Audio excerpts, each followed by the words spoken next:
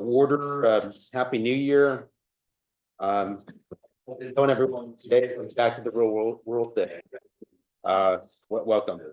So I said that we have a pretty full agenda today, so we're going to try to go through the initial items pretty quickly.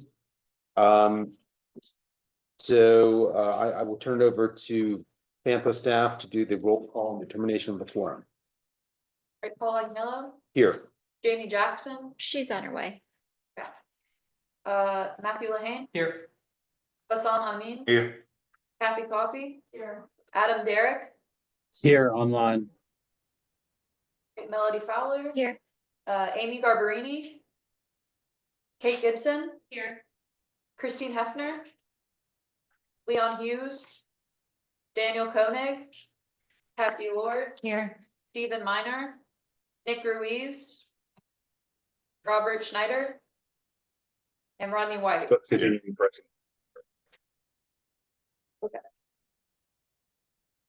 All right, and Chair, we have a quorum.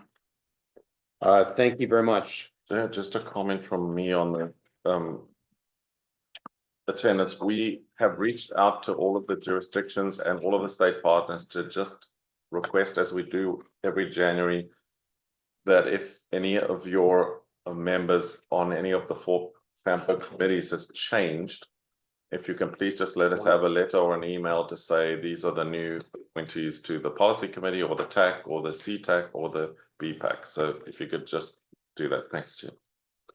Sounds great. And I'll just quickly say that Spotsylvania is having its organizational meeting tomorrow. So we should know later this week, like, about any changes. So that brings us to the approval of the agenda. I know we do have a couple of changes. I had 2 changes under item 7. Basically, I wanted to flip 7 and 7D. So we do the class update before we do the CMAC and STBG, and then under the CMAC and STBG wanted to do the VDOT update before we kind of go into the meat of everything else. I think there was one other change from Ian. Yes, Chair, we have a letter of support for VRE. We put on the policy agenda, but I think we received after the TAC agenda had gone out, because we sent the TAC agenda really early. So we're just asking if under staff reports we could add this letter of support, or under correspondence, however you feel. Printed copies have been circulated to all the members in the room. Motion for approval with those requests. Second. All in favor? Any opposed? Motion passes. All right, so that brings us to public who wish to speak. And so please state your name and your jurisdiction. Morning, everyone, and Happy New Year. I'm Alan Watkins. I live in Washington District of Stafford County. Later this morning, you will be presented with the preliminary results of the public survey regarding the Rappahannock River Crossing and Parkway. These results were already kindly presented by Dr. Rideout at the CTAC meeting that we held last Wednesday. As Dr. Rideout stated, this is just the first glimpse of the results for the world done by Michael Baker International before presenting their findings. Public support is one of the criteria that's been utilized in the past to assist decision-making, and as well as the results of this newest survey. Transparency will be necessary so that the decision makers and the public understand the results. I and others have raised questions regarding the survey, even pertaining to the way some information was presented to the public and how that information might impact choices. Even beyond that, even before the November 20th public presentation and before the survey was available, public opinion had been communicated. Specifically in this situation where the Bridgeton Parkway might be located was a concern to several communities who expressed that they did not want the new roadway to impact where they live, or jurisdictions who expressed their concerns for the environmental impact that might occur in the region. The concerns were well noted. The term NIMBY was mentioned, not in my backyard. That emotional, practical expression surely was a strong consideration of many individuals in how they submitted their preference for any of the 5 options. I anticipate 2 main trends would be in the voting Those who think that using the existing infrastructure on Celebrate Virginia Parkway is necessary, and those who do not want any utilization of that 3-mile roadway to be used. Further, Michael Baker International was tasked with narrowing down the 5 options to 1 or 2 preliminary preferences and communicated those preferences to the public. Though unintentional, by communicating those preferences to the general public, who may not have had the time to deeply analyze the information that was provided, surely could have had a sway regarding some voters. A ranking scale was presented for 4 different pieces of criteria, giving the options a ranking a 1, a 2, a 3, or a 4 value for those categories. That established a 25% differential between the scored values in the 4 categories. For example, in travel demand, option A received the best score of 1 point, but in actuality, the percentage between the volume presented in that category for all of the options was only a full 18% difference between the highest 8,500 vehicles and 7,000 vehicles. That was not a 25% differential between the values and the way the options were ranked. The method of tabulating the survey. I'm sorry, sir, your time is up. Okay, thank you. Thank you. Okay, so that brings us to the consent agenda. Any comments on the consent agenda? Motion for approval. Second, all in favor? Aye. Aye. Any opposed? Okay, motion passes. That brings us to item number 6. Tip amendments and modifications. Turn over to FAMPO staff. John? Good morning. We are having a, as per, to put out to public comment, a Fredericksburg Go request on their fiber optics project. It is moving from FY24 to FY25. There is a small increase, which is tripping the requirement from it going from a modification amendment. So we're looking at an increase of about a little over 25%. So this is the reason why we're asking. Melody? I don't unless anyone has any questions. Motion for approval. Second, all in favor? Aye. Aye. Any opposed? Okay, motion passes. This brings us to 7A, the Rappahannock Crossing Parkway Alternative Study Preliminary Survey Data Results with Dr. John Rideout. That there's the presentation that was handed out, right? Yes, that's the one. And this presentation is also being presented to the policy committee later tonight. It does have extra information, just a summary of it, but I'll go through that.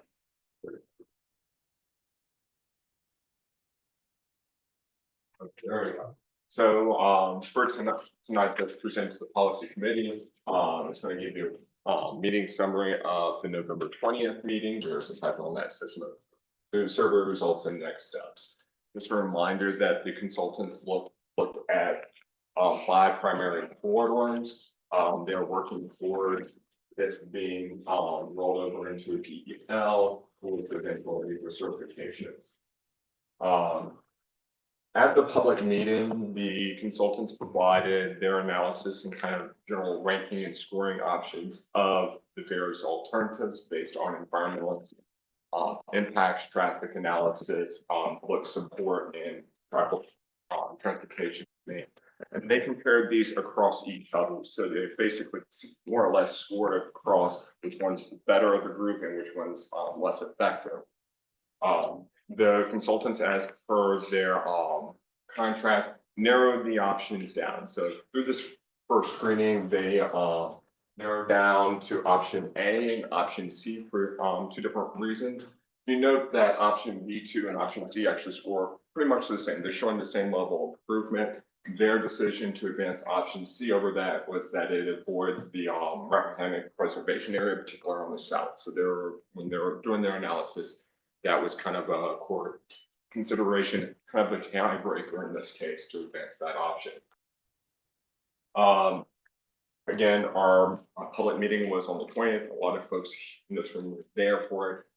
We had over 150 folks present. We collected surveys. during that time, so we had 87 survey options submitted, like little handout forms that they could fill out at the meeting, and then about another 20 were rolled in later through the post. So folks were able to take these comment forms home and fill them out or distribute them. We've also, kind of on the same side, we launched the online survey. The online survey was designed to match the comment form that was presented in the public meeting. We had close to 1,400 surveys completed during this time. And we also amended that folks could also submit a no build option. The way that the consultant kind of built the initial survey option required that you interact with the options on that. And at that point in time, they didn't have a no build option. We expanded that to include it. So based on the respondent, majority of respondents were from Stafford, based on the zip codes. The second largest group was actually from Spotsylvania with Fredericksburg at 11%. This kind of tracks where the both the project is located as well as the general populations between the districts. So we're expecting a lot of Stafford interest on that. We did have folks from outside the region, Culpeper Orange, because we're also collecting information from folks who may work in this area. So driving in Farm, Fredericksburg, that was something that we're able to on their responses. The majority of folks learned about this survey through social media. We had a kind of great push by Eugene in the back to get that insight of a lot of folks. Email pushes as well as even some newspaper responses. We could kind of watch as various social media items were pushed out. We could see kind of spikes in the surveys as well as newspaper coverages. So we also had a good amount of learning it from others, which is typically like my neighbor told me about the pipeline. Again, we have a large component that lives in the area, they travel through the area, and they work in this. It kind of matches with the survey and the zip code responses that we're saying, give or take. Probably the survey was because if you typed in 220 or 2240 and didn't read that last little digit, it would show up just there. We kind of that is other, but we were able to track that through. So we noticed that a large amount of the survey respondents were using the crossings very frequently. You had a high amount of daily usage as well as either multiple times a day or 3 or 4 times a day. So we're seeing a lot of kind of folks using that, particularly the 95 and Route 1 corridor. We see a little bit less of the survey respondents saying that Route 3 on the Mayfield Ferry Farm Bridge there, but still some. And then Chatham actually was used less. So that as an alternative, at least with the survey respondents, was less. And then if you kind of look at this, slightly over 51% either said that they experience congestion all of the time or most of the time while making a river crossing. So we're kind of hitting some of that. The users are there, they're experiencing reporting delays on that. The reasons for the crossing are very diverse. Shopping is technically the #1 reason for crossing. That kind of tracks with a lot of household travel survey kind of data for trip types, but everything else is kind of within this 14 to 22%. So we're getting a wide range of uses. It's not just for commuting, it's not just for retail, it's kind of for everything. The only thing, as expected, schools 2%. Generally, you don't cross jurisdictional lines if you're taking, say, kids to school, but for community colleges or college level, you might see that, or private schools that are operating in a different jurisdiction. So that's tracking. So we asked the individuals to preference, and we actually had a wide amount of unity kind of it wasn't as clear cut all the whole time. Option A received the most #1 place votes, followed by option B2. Probably the surprise in the data was that option B still had a lot of results, particularly from folks probably living west of the area that they want the kind of the bridge crossing is furthest west for them. Next, we saw some of that in the comments as well. We also received 51 responses in any format, either within the comment forms at the meeting through emails or other items that suggested I don't want a option. Basically, their no build was the preference, regardless of whether or not they put something in this, we kind of track as it. So you can kind of see that there's a lot of different kind of community perception going on within the rankings, but it kind of dropped option A is first, option B2 is second, and option D as the third preference. We received a lot of comments. I think we were close to 1,000 comments all received as far as the survey when given a open form answer. Naturally, there were concerns over traffic along, say, Celebrate, Virginia. There was preference. They noted very specific preferences within their survey results, even within the ranking. So we kind of had an idea. Build this one, absolutely not that one. We had concerns over the environment, needs to improve infrastructure. And there were some, but what we were hearing a lot is, I think folks wanted even more solutions. They're like, you need to build this, but you also need to build further west, or what about the option further east that I've heard about? So we're seeing a lot of different comments about how people were taking their trips and trying to find a solution within our network. And so the next step, the consultant team is still kind of working on this. They're going to speak to the policy committee later tonight, and they're working on kind of getting towards a third option, which they are going to start to be able to provide a lot of the materials that will basically seed and get us to the smart skill app. We're still looking at about 2 or 3 months once they have their preferred option and being able to get us the kind of closeout materials to complete the study. So I'll leave it to you, y'all. If you have any questions, feel free. So John, I had a general question. I know the city basically, and the city can chime in on this too. Thinking about the data center, like on their side, like does that block option C and D from happening eventually? That is the kind of big $64 million question. Actually, I was going to say $300 million question. Depending on where they're overlaid. So it's an overlay item that they most recently approved. The exact footprint of the data center at this point in time is still a little bit unknown. We are kind of watching that carefully because at least some elements would be removing a section of Gordon D. Shelton or keeping things continuous. As far as kind of removing options, the consultants are kind of having to do it both exists and doesn't exist at this point in time. It probably, if anything, would put more pressure on any option that cut through the center of the study area. Any option that could be moved to the outside edges probably still has some alternatives, at least once they figure out we get closer to a design reporter, as well as the data center idea and proposal gets hammered out a little bit more. So it's aware it's just going, because the data center traditionally has to be more contiguous, you can't really break it up with a road in between. It's going to kind of have a preference to pushing options that are on the outside. The simple answer is probably yes. Right.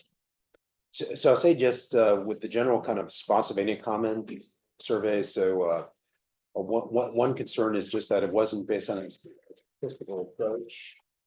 So you just have the majority of the respondents there from South Stafford, so it's kind of skewed that way. The second issue is just that there wasn't a clear option, no build that was 5 options. I know basically respondents could, tell family staff about it. And I think 6 of them did do that, but we feel like that should have been a clear option, basically no build with the options. The last thing I'll say is just it's just very opposed to options A and B. So there is some interest in variations on C, D, so could be some talk about that. But I mean, if C and D are off the table, I don't see our county supporting this at all. Without our support, I don't see a path forward. We won't know which options are definitely off the table. We'll get some more from the city. We're hoping the city will give us an update on their data center overlay district, and that will give us some more information. We'd also be looking to the policy committee to give staff and the consultant direction as to what they would like us to do in response to that. And so we're assuming there's going to be some discussion about options, way forward to deal with that. But the overlay, there are some city folks in the room that, my understanding is that the overlay still is in a process of public comment that has to happen and some other things. So I don't know exactly where it is in terms of decision. Matthew? I guess a question for the city, has there been a actual application for any data centers in Cell Edge or Juno South? Yeah, I'll answer that, but I got a question for you, Paul, about the routing and responsibility preferences. A, B, C, D, all hit in the city of Fredericksburg within, a mile, same road ever. Why does Pennsylvania draw a line on the preferences routes? It doesn't seem to have much material effect on Spotsylvania one way or the other. So there's a potential option, this guy, I think the CTAC talks about this. A variation on C and D that would connect with Single Oak Road and Fry Lane in Spotsylvania, that there is some interest in that. So basically, you look at C and D, like where kind of they make kind of the sharp right turn to the east. Going to the east, they go directly south into Spotsylvania. There are a couple of board members that are interested in that, including the one that is likely to be the next chair. And since Paul just mentioned, I will just let you know that last week, the CTAC voted to endorse option C.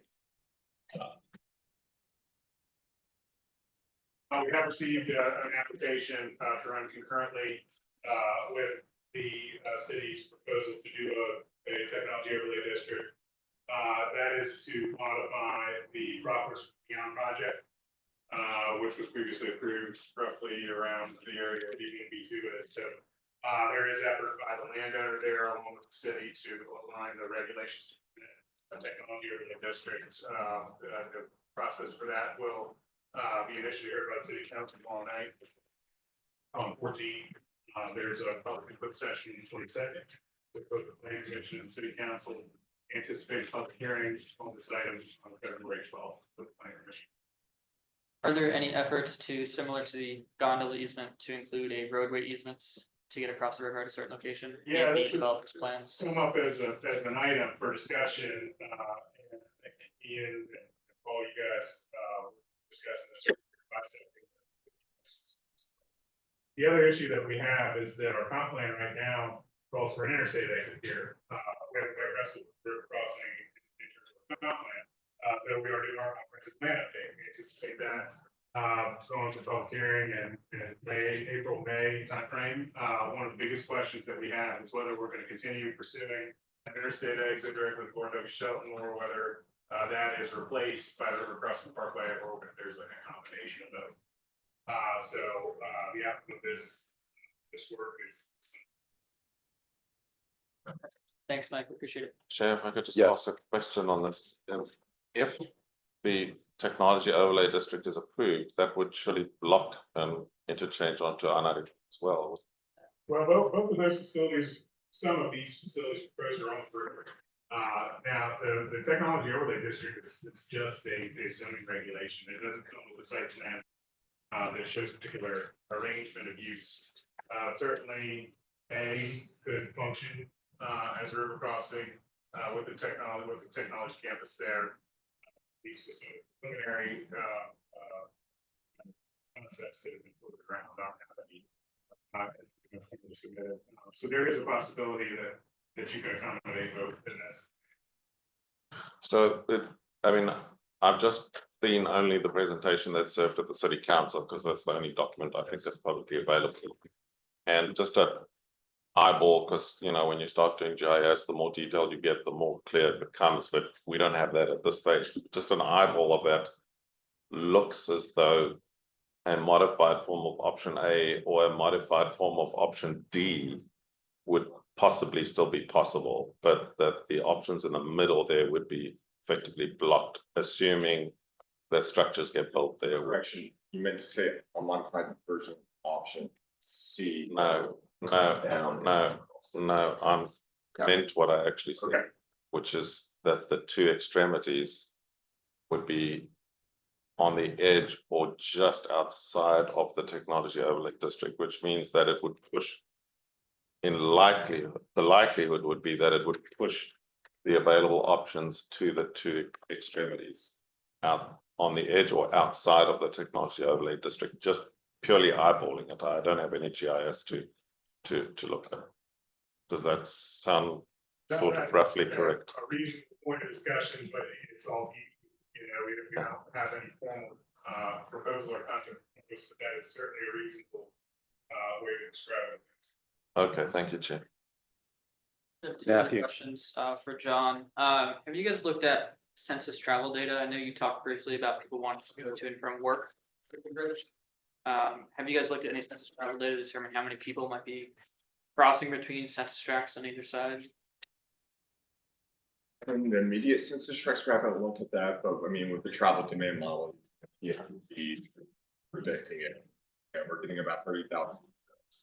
At the street light data suggests that it's these two are Okay, areas are generating. I'll go look at the data later then. The travel demand model has the latest census data built into it. So we took the updated census data into the travel demand model that was used by Michael Baker to do the travel demand model runs. So the census data is built into that model run. The latest census data is built into that model. And the second question, John, you mentioned smart scale. Would the ultimate solution and next steps be a smart scale application for round 7? Potentially, yes, that the goal to develop some of the consultants to get us as close as we can be on that. Provided that the two jurisdictions obviously approve. We wouldn't put in a small scale application if the city and Stafford don't approve, because that We'd would be able to. defeat the object. It'd be pointless to do that.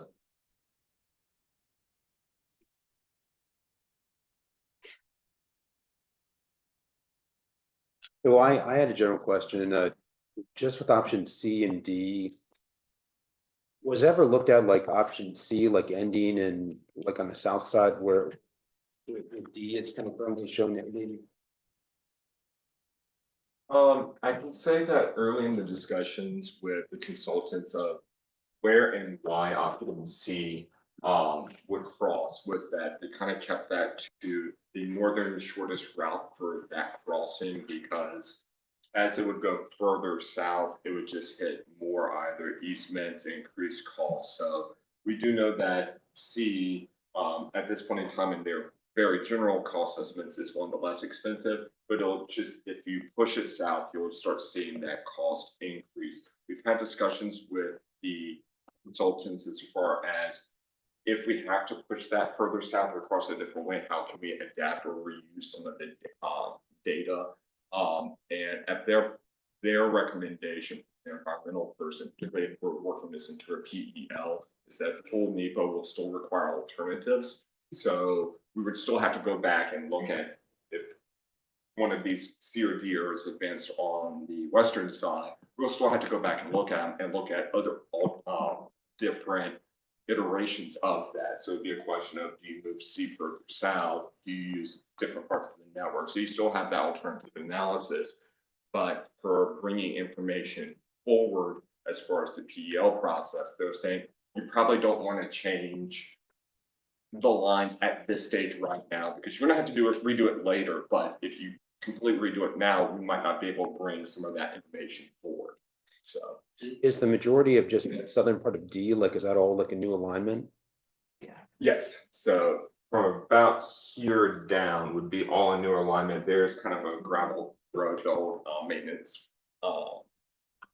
access area for the golf courses, kind of following along that ridge line. But yes, it'll be new facility. Some members of the public or members of the stakeholder group, I can't remember which, asked, can we not take the southern part of option D and connect it to Celebrate Virginia Parkway as another alternative? And the consultant's view was that that's essentially very close to what you've got with option C. It just moves at any point further south. And so they wanted to run the model with it like it is there on the map, because you'll get slightly different data. Whereas if you move C south or move D to connect to Celebrate, it's gonna be almost the same data for the travel. Matthew?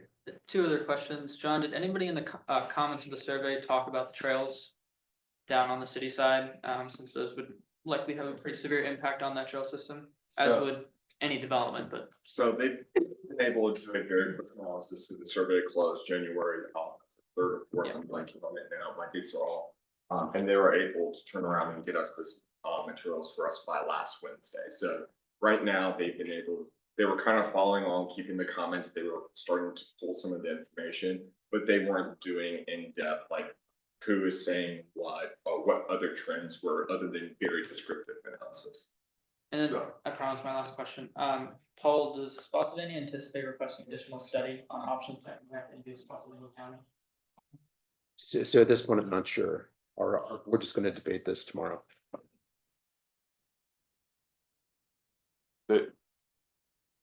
There is the possibility, I think we should just acknowledge that there's the possibility after input from Spotsylvania and possibly after input from the city with all the goings on there, there may be a call for additional options. So I think the path forward at this stage is that the policy committee will need to decide, do you want to finish the study with those options, which is all budgeted for? Or do you want to start introducing other options, which will mean the public engagement then would need to be done again, you'd need to do mapping again, you need to do travel demand model again, and that would cost money. And so we'd have to find the money to pay for additional options. That's the situation that we're in.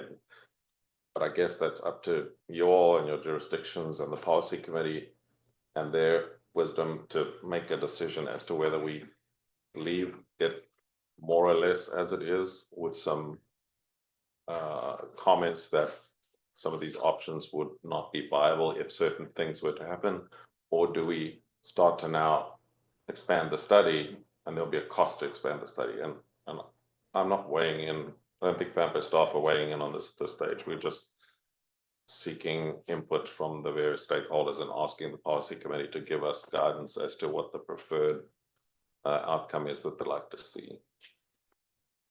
So we're not pushing for anything. We're just listening and making information available and listening to what you all in the policy committee have to say. So will the TAC, I guess, get another update on this at the next meeting? We'll keep the TAC informed. The consultant is coming to the policy committee tonight to answer questions and to listen to them debating the current situation. And they're going to then come back again after advice from the policy committee. They're going to go back and do some work on a recommendation of which alternative to, or maybe two alternatives to take forward. Remember, though, at the end of the day, those of you who've been around longer and involved in NEPA processes, remember at the end of the day, even if we pick one recommended alternative, it won't become the preferred alternative until the NEPA study, and the NEPA study has to consider alternatives and variations, right? So the NEPA study may modify that thing again. So all we're really doing is picking a generalized corridor. Until VDOT engineers and the NEPA process, which is again another public process, it's only a general indication of where we think the thing should be built. It's not a, here's the alignment. The alignment, I can almost guarantee the alignment will change based on soil testing and all sorts of other input. So just a question, so the current study effort does not qualify as a NEPA study? No, it's the state calls it a pre-NEPA study or a PEL study. It is a like stuff. Pell-like study or a pre-NEPA study. And Okay.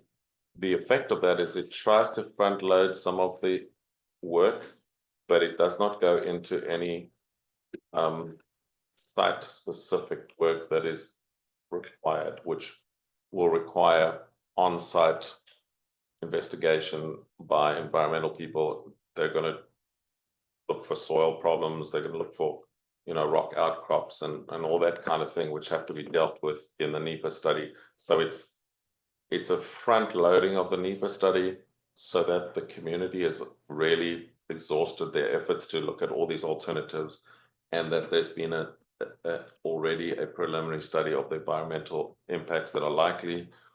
But NEPA will do the proper NEPA investigation, so there will be an opportunity for A, more public input, and B, the general corridor that we prefer. NEPA will consider alternatives and will amend the alignment that you can be sure of. We're doing this at a higher level to the PEL standards, so if VDOT decides to pull information forward as they view it as useful, they have the option to do that. Just the main point I want to emphasize is we're not going to pick the exact alignment. Okay. We're just going to pick a generalized corridor. Or maybe we may end up with picking two generalized corridors that are the two options. I can't prejudge the final outcome. But the consultant was asked to try to get us to a preferred corridor, which NEPA will then pair again. So it's a two-step, not a one-step. Thank you. So I'll say, are there any other comments on this presentation? Hearing none, I would like to continue to move along to item 7B, which is ORTP 2050 FY25 modifications, chapter 5 with Ms. Becky Golden.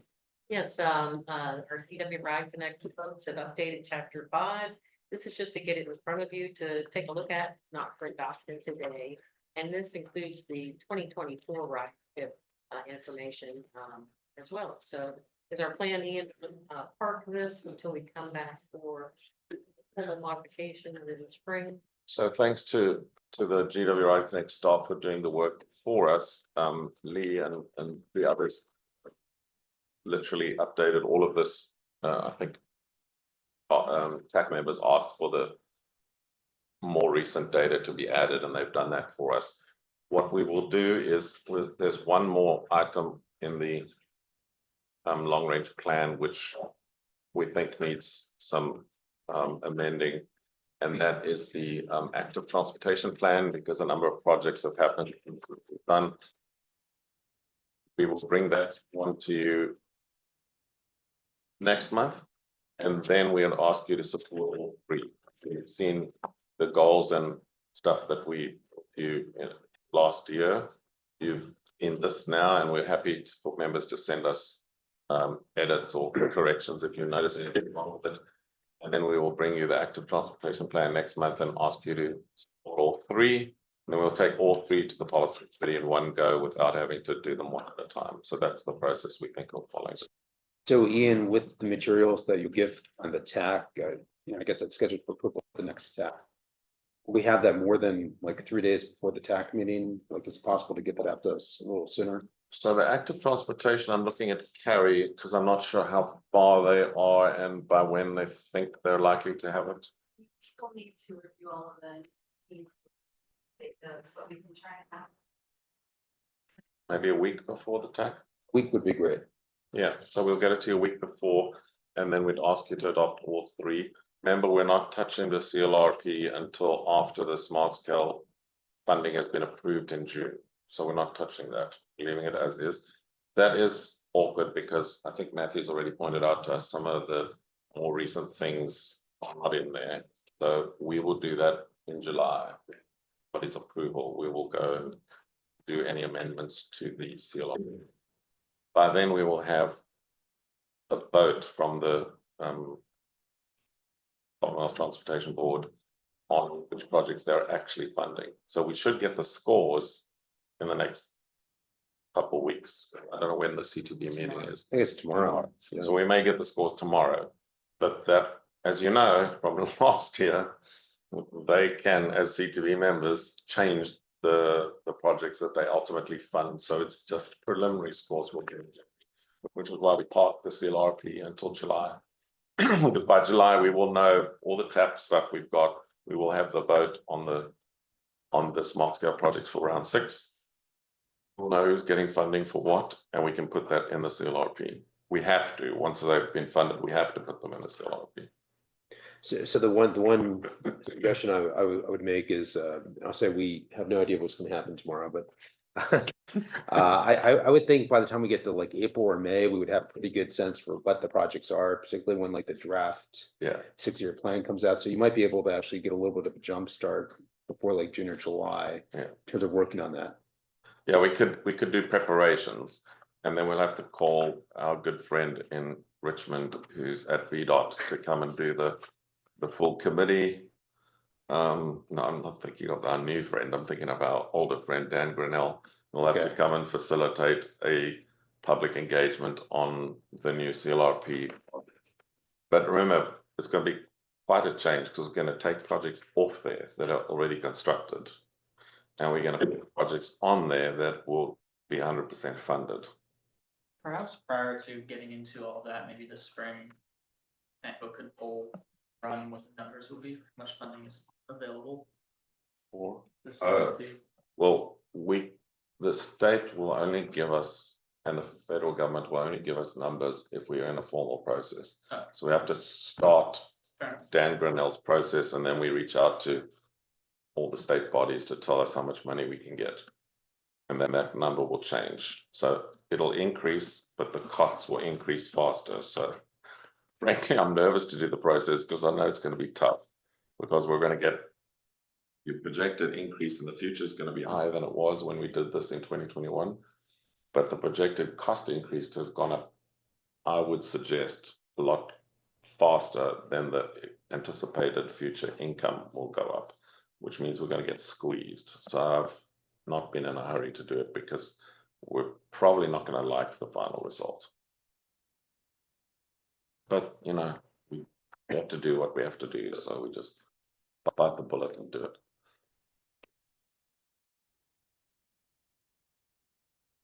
So you're not looking for any action from the committee on this today? Nope. Next month, we'll bring the two that you've already seen back with any corrections you've sent us. And we'll try and get you the third one out 10 days before the meeting. Send us any corrections, and then we ask you to recommend them to the policy committee in February, and then we'll take it to the policy committee. Then we'll park it and look for input from the state as to what we're going to get in smart scale before we tackle the CLRP. And we're amenable to date shifting. Thank you, Ian, and thank you, Becky. Okay, so we're going to continue to forge ahead. We're going to skip down to 7D. That was a change we agreed to like at the beginning. Yes. So I'm going to turn it over again to the FAMPA staff to talk about the Functional conservation. yes. Great. We have a handout for you. I want to thank Cassie This one. Lord, as well And as this one. everybody at VDOT, just looked at the roads that have been approved. Part of the work that we have. So the handout, we will be glad to send that to folks. But it does reflect Cassie's supply to the localities and jurisdictions as far as they agreed to make change. Also, very importantly, Cassie let us know that we're not limited to once every 10 years.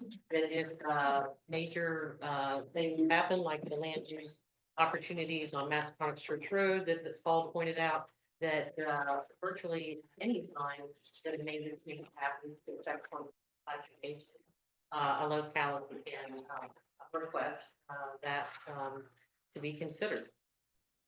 I'll be glad to answer any questions. Quick comment from me. I think that we've got a great response from VDOT to the requests from the localities. I did not expect, and this is my own opinion, so feel free to jump in, but I did not expect that they would be happy to add as many changes as what they have done.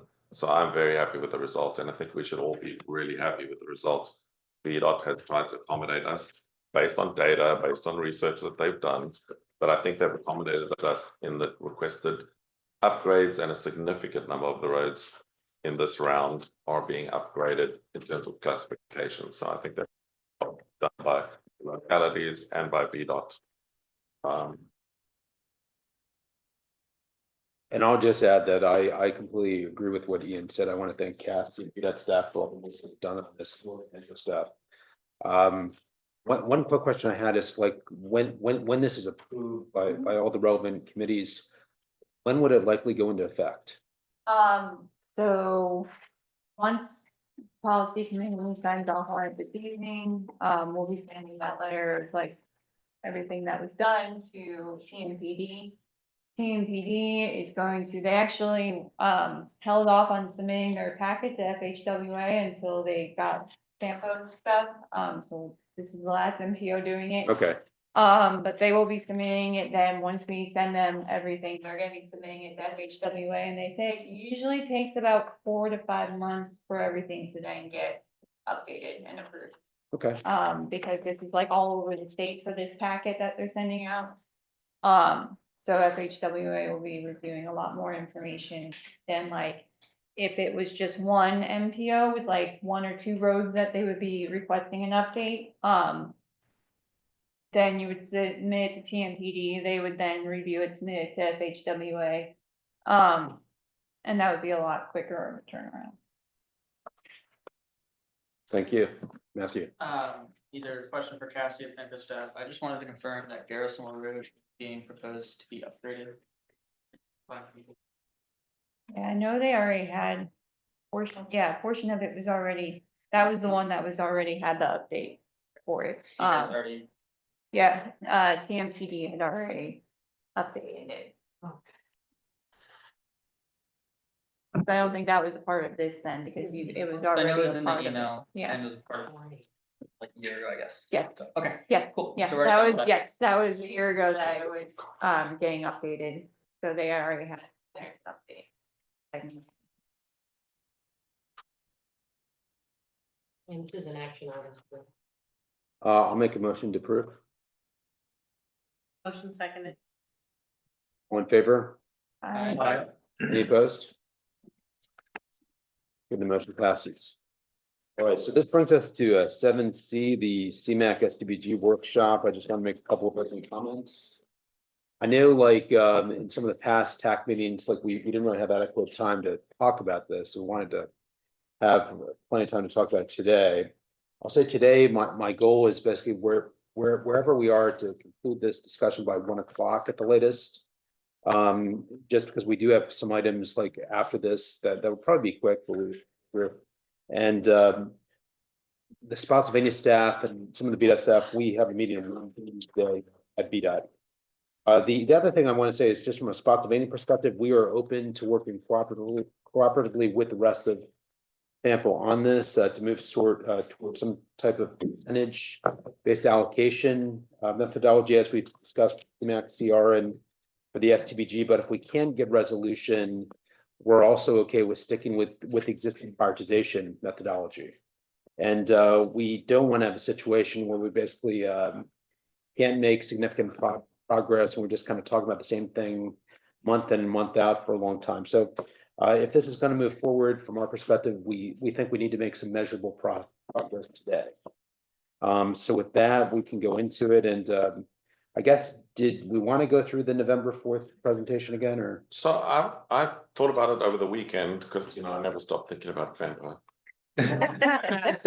And I was thinking that there's no need for John and I to present all these slides all over again. Okay. You saw them all. Happy to take questions. But essentially we don't have a specific detail in mind. We don't have a specific agenda. We just want to see that a fair process gets put in place. And remember, the reason that we started this discussion is just to try and avoid acrimony every cycle, right? So we're trying to have yes, there might be some arguing and hissing and slapping, as my friends used to call it now, until we get the formula, as Paul just spoke about. We're hoping to then lock that formula in every 5 years. So yes, there's never a perfect world. You do have to review, but we don't want to change the formula every year and have an argument every year. The attempt is to try and get a 5-year window of, okay, we agree the formula when the population changes. And remember, the Census Bureau does it every 10 years, and the Weldon Cooper Center does it every 5 years with the Census Bureau. So there's a nice 5-year cycle built into that. So every 5 years you can review it again because things will change, right? Population will change, traffic will change, things will change, and you can review it. But we're trying to prevent reviewing it every year. We're just looking for a fair outcome, and We don't have we're not pushing a particular alternative. As long as it's fair. So I know when Cassie comes back, we are gonna let her say a few words, but do we want to basically go through just the new items? Sure. Is this one of the new presentations or is this the old one? If we can just go to do you want to do the Spotsylvania comments or do you want to do the total population 50-50? We can do the Spotsylvania comments first and then just go to the Okay. updated presentation. And just for the committee, did anyone else get comments besides Spotsylvania? We didn't get written comments from other localities. Well, I'll just kind of roll through our comments quickly. So the first comment was basically if we do kind of switch to some type of percentage-based allocation approach, similar to what's used by NBTA, we think it should be solely based on population metrics. NBTA has the one kind of model this in the States. They use population funding generally allocated based on census population. Population is based on established state and federal figures, and where some of the other metrics are mentioned in the presentation from November 4th are not, such as employment and DMT. With regards to the population, we are open to some different ways of looking at that. One of the things suggested under number 2 was to look at a blended approach of just 50% for total population, 50% for urbanized population. I know the FAMPO staff have kind of run the numbers for that, and that's like on the updated presentation. We don't support having like a fixed ratio based on the current demographics, just because we recognize the demographics change over time. Like if we base something on like what FAMPA was 30 years ago, it would be very different from what it is today. And then with the transit situation, we agree there needs to be discussion of regional set-asides or like a privatization approach for the transit, and we're open to having that discussion for public transit providers. So those were our comments. I don't know if anyone has any questions on those. I have questions, but Sure. I'll hold them until. Okay. Do we, sorry, Nick, did you? Oh, I just had a comment. It wasn't a question specifically on your comment, but it's just a comment generally. Okay. So I can wait until. Okay. we go around. Maybe we should let FAMPO go through the revised presentation, which is like The short one. a short one, yes. It's just to look at what the numbers would look like with the 50-50. John, do you just want to go through? Absolutely. So again, you can give me the money. Okay, so we've revised our previous population item to remove employment from this. So we're using the census population as well as the urbanized population for this metric. And it results in the pie chart that you see on the right with 49% to Stafford County, 41% to Spotsylvania, and 10% to the city of Fredericksburg. And so if you take that and I think I have population only, if I did not, yes, blended population, there we go. It would result in a item like this, and we roll that into the highest items. Technically with the population blend, there's a little bit metric, but Spotsylvania actually has that one little like 100th of a 1% hanging off a lot of zeros, and that's the reason why we did that 41%, rounding it to the correct closest number. That's how the various items distributed, but we now have the population only, as I'm calling it, population blend available. So Okay, we can go to kind of questions.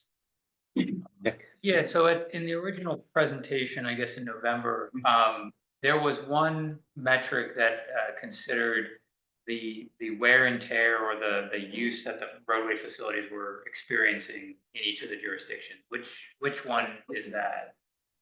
you can go back to the November slide. Yeah, or did that get? That was no, that's still in here. Okay. Scroll down. Now this is previous ones. Population, transportation per facility. So here we go. BMT per facility model, and then take some of that into consideration.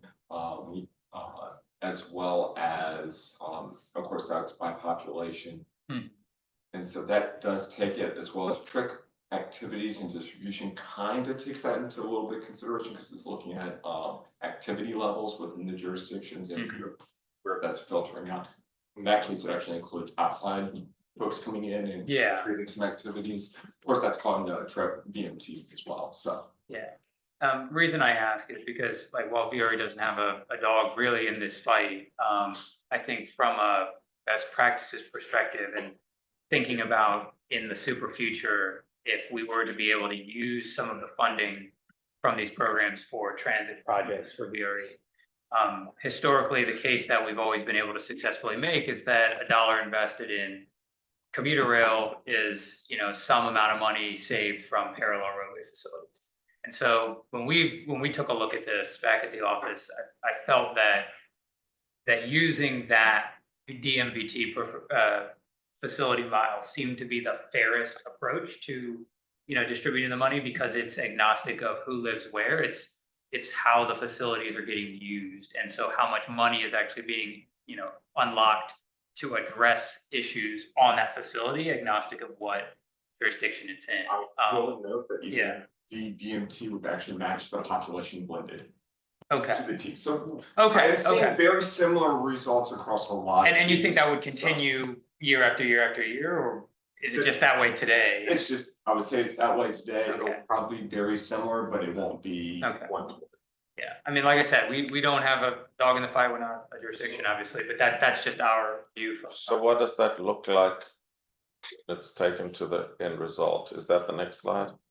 Oh, well, The this is percent. all the variables that are going into the next slide to create that composite, but you can take just one of these Oh, I see. and simplify it if you wanted to do it. That's the But the reason why I next- said DBMT is actually. The next slide, I think that's what Ian was asking, so like, I think the big pie chart, right, that would be the resulting spread, is that if you did DMV over facility mile? And with population. With population and, all of that.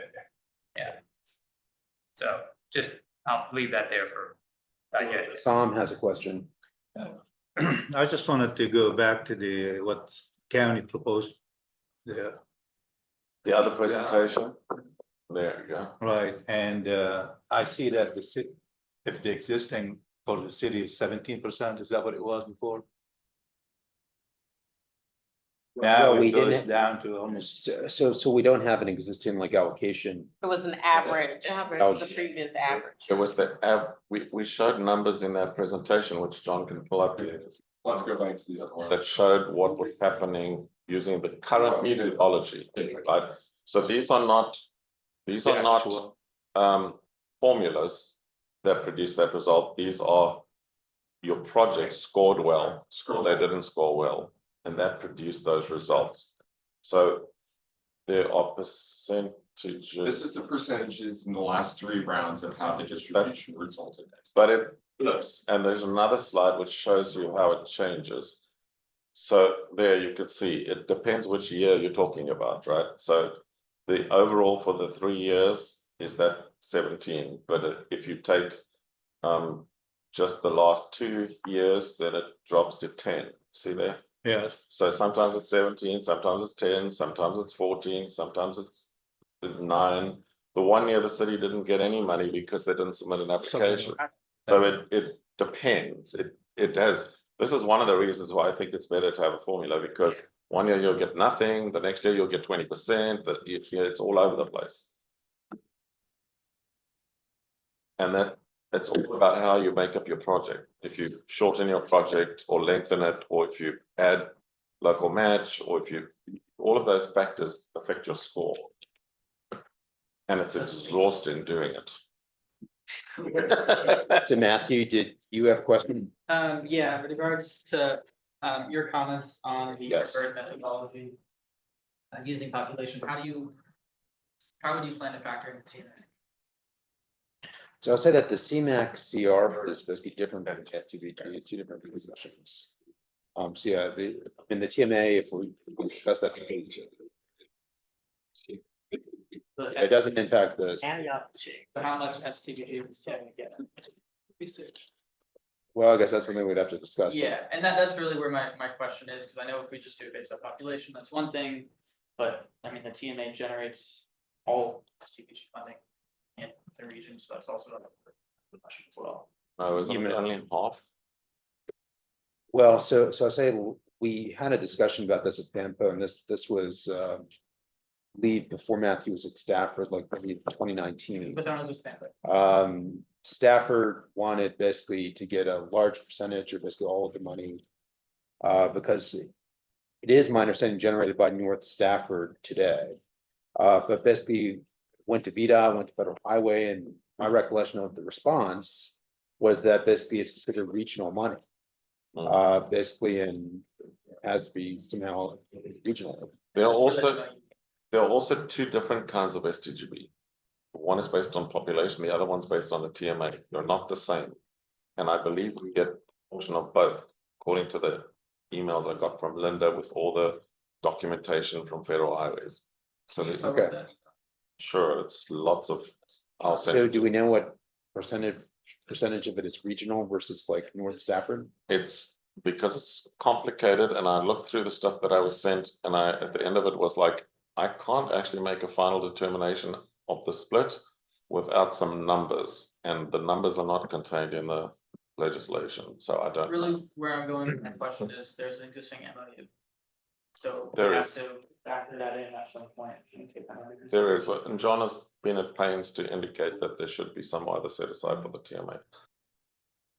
Yeah, so I guess I'm perfectly fine with doing it based on population or some of the other metrics here, they make sense to me, it's just, that's the question, how that gets factored in, and make sure it stays within what was agreed upon in the MOU, because that is what's.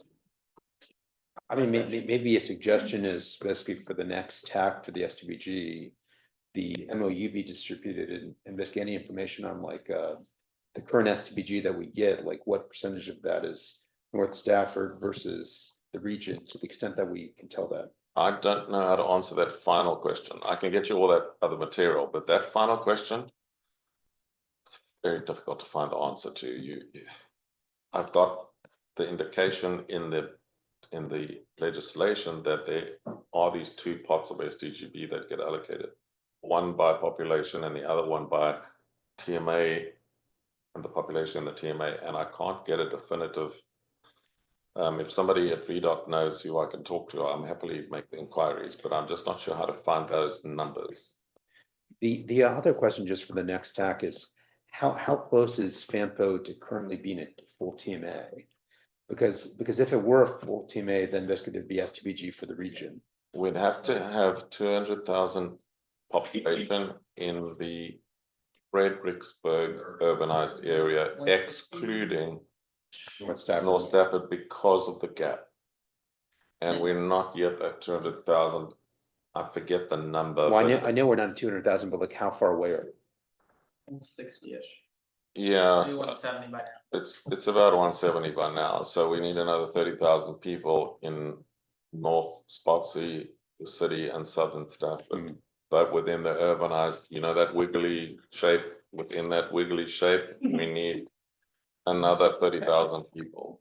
And it's growing fast, but fast is relative. Could you take a look at that and just, give like a ballpark, like if it's potentially could go over in the census? To Paul's point, the money we're talking about is 2030 money. So Right. we expect it to go over by 2030 census, there's no point in talking about team. It's somewhat known. Okay, well, next TAC will send you the TMA numbers, and you wanted us to send you the legislation stuff about the STGB numbers. And just to Paul's point as well, we did approve a major data center campus, in the area in between the North and South Stafford urban areas. However, I think it is still too far away to connect. You still have the hop, skip, and jump, but I think it's still too far away based on current census guidelines. I mean, the one thing with the census is, is they look at like the population, so it's. Yeah, they have. So if you have commercial or data centers, I'm not sure that. Impervious. It's weird. It's They complicated. may change the criteria in which they define the urbanized areas. Okay. So Again. the previous round shrink and then. Okay. If the expand. area is impervious enough, it has enough pavement stops, and it is next to a urbanized area population, it is automatically connected. So if we are connected either to South Stafford or to North Stafford by that, as long as you can still do the hop, skip and jump to the next section from there, should be fine, but it's not a perfect. But to the easy- point of whoever made it, Yeah. unless, I think it was John, unless they don't tweak the criteria again, because Yeah, and they're unpredictable. it's like the smart scale process, only the person doing it actually knows how to do it. Just clarification on the allocations, if Spotsylvania proposing to go by the population or urbanized population, would that put a limit or a cap on what the localities in terms of funds or allocation? Well, there would be a formula, so whatever it is, like if the city is getting, I'll just say like 10% up there. I mean, there won't be a cap, it would be 10% of whatever the pot of funding is. But now, I'm sorry, go ahead. After set asides, because there will be a couple of set asides, maybe for transit. Yeah. Or there's money put aside for GW Road Connect. There's an allocation for FAMPO to do all the federal requirements, et cetera, et cetera. I mean, one point I make is the transit is separate, so if Fred Transit could get additional funding beyond what the city would do. And there's a difference, so I might as well just say this now, because you're probably gonna debate this. There's a difference between transit money building physical infrastructure like train stations or bus depots, because that usually the transit agency asks the local jurisdiction for the match, right? So the local jurisdiction could take out of their percentage and pay the match to the transit agency. But for things like rolling stock or technology or whatever else, it's not bound to a physical county. So there are two kinds of money that transit needs over time. The one is for building a physical building, which could be discussed per locality because it's not going to affect the other locality. But then there are other things where the transit agencies have to do it for the region. It's a regional piece of technology or regional rolling stock or regional something which might be needed to be put in a set aside because it's not going to apply to one locality only, it's going to apply across. So I did just want to briefly come back to VDOT. I'd skipped over. Kathy, I know this might be a very quick update, but I just want to say for the benefit of the group, was there any input that VDOT wanted to give on like the metrics, funding distribution at this time? No, we reached out to central office environmental about it, and they said because it's you guys trying to figure out how to do like the funding distribution, that they don't really give input for that. So that's kind of where it got left. And just the FYI, Federal Highways told us to reach out to VDOT because they don't want to make a determination. So we reached out to VDOT. So the end result was that Federal Highways said that they're happy for us to use whatever formula we want for STGB because it's less controversial and has less restrictions. But they were not so happy with our proposal for population only for CMAQ. So I went back and forth and argued with them verbally, and then they said, well, we're going to leave it up to VDOT. And then VDOT decided they're actually not going to weigh into the debate. So that leaves us with this sort of.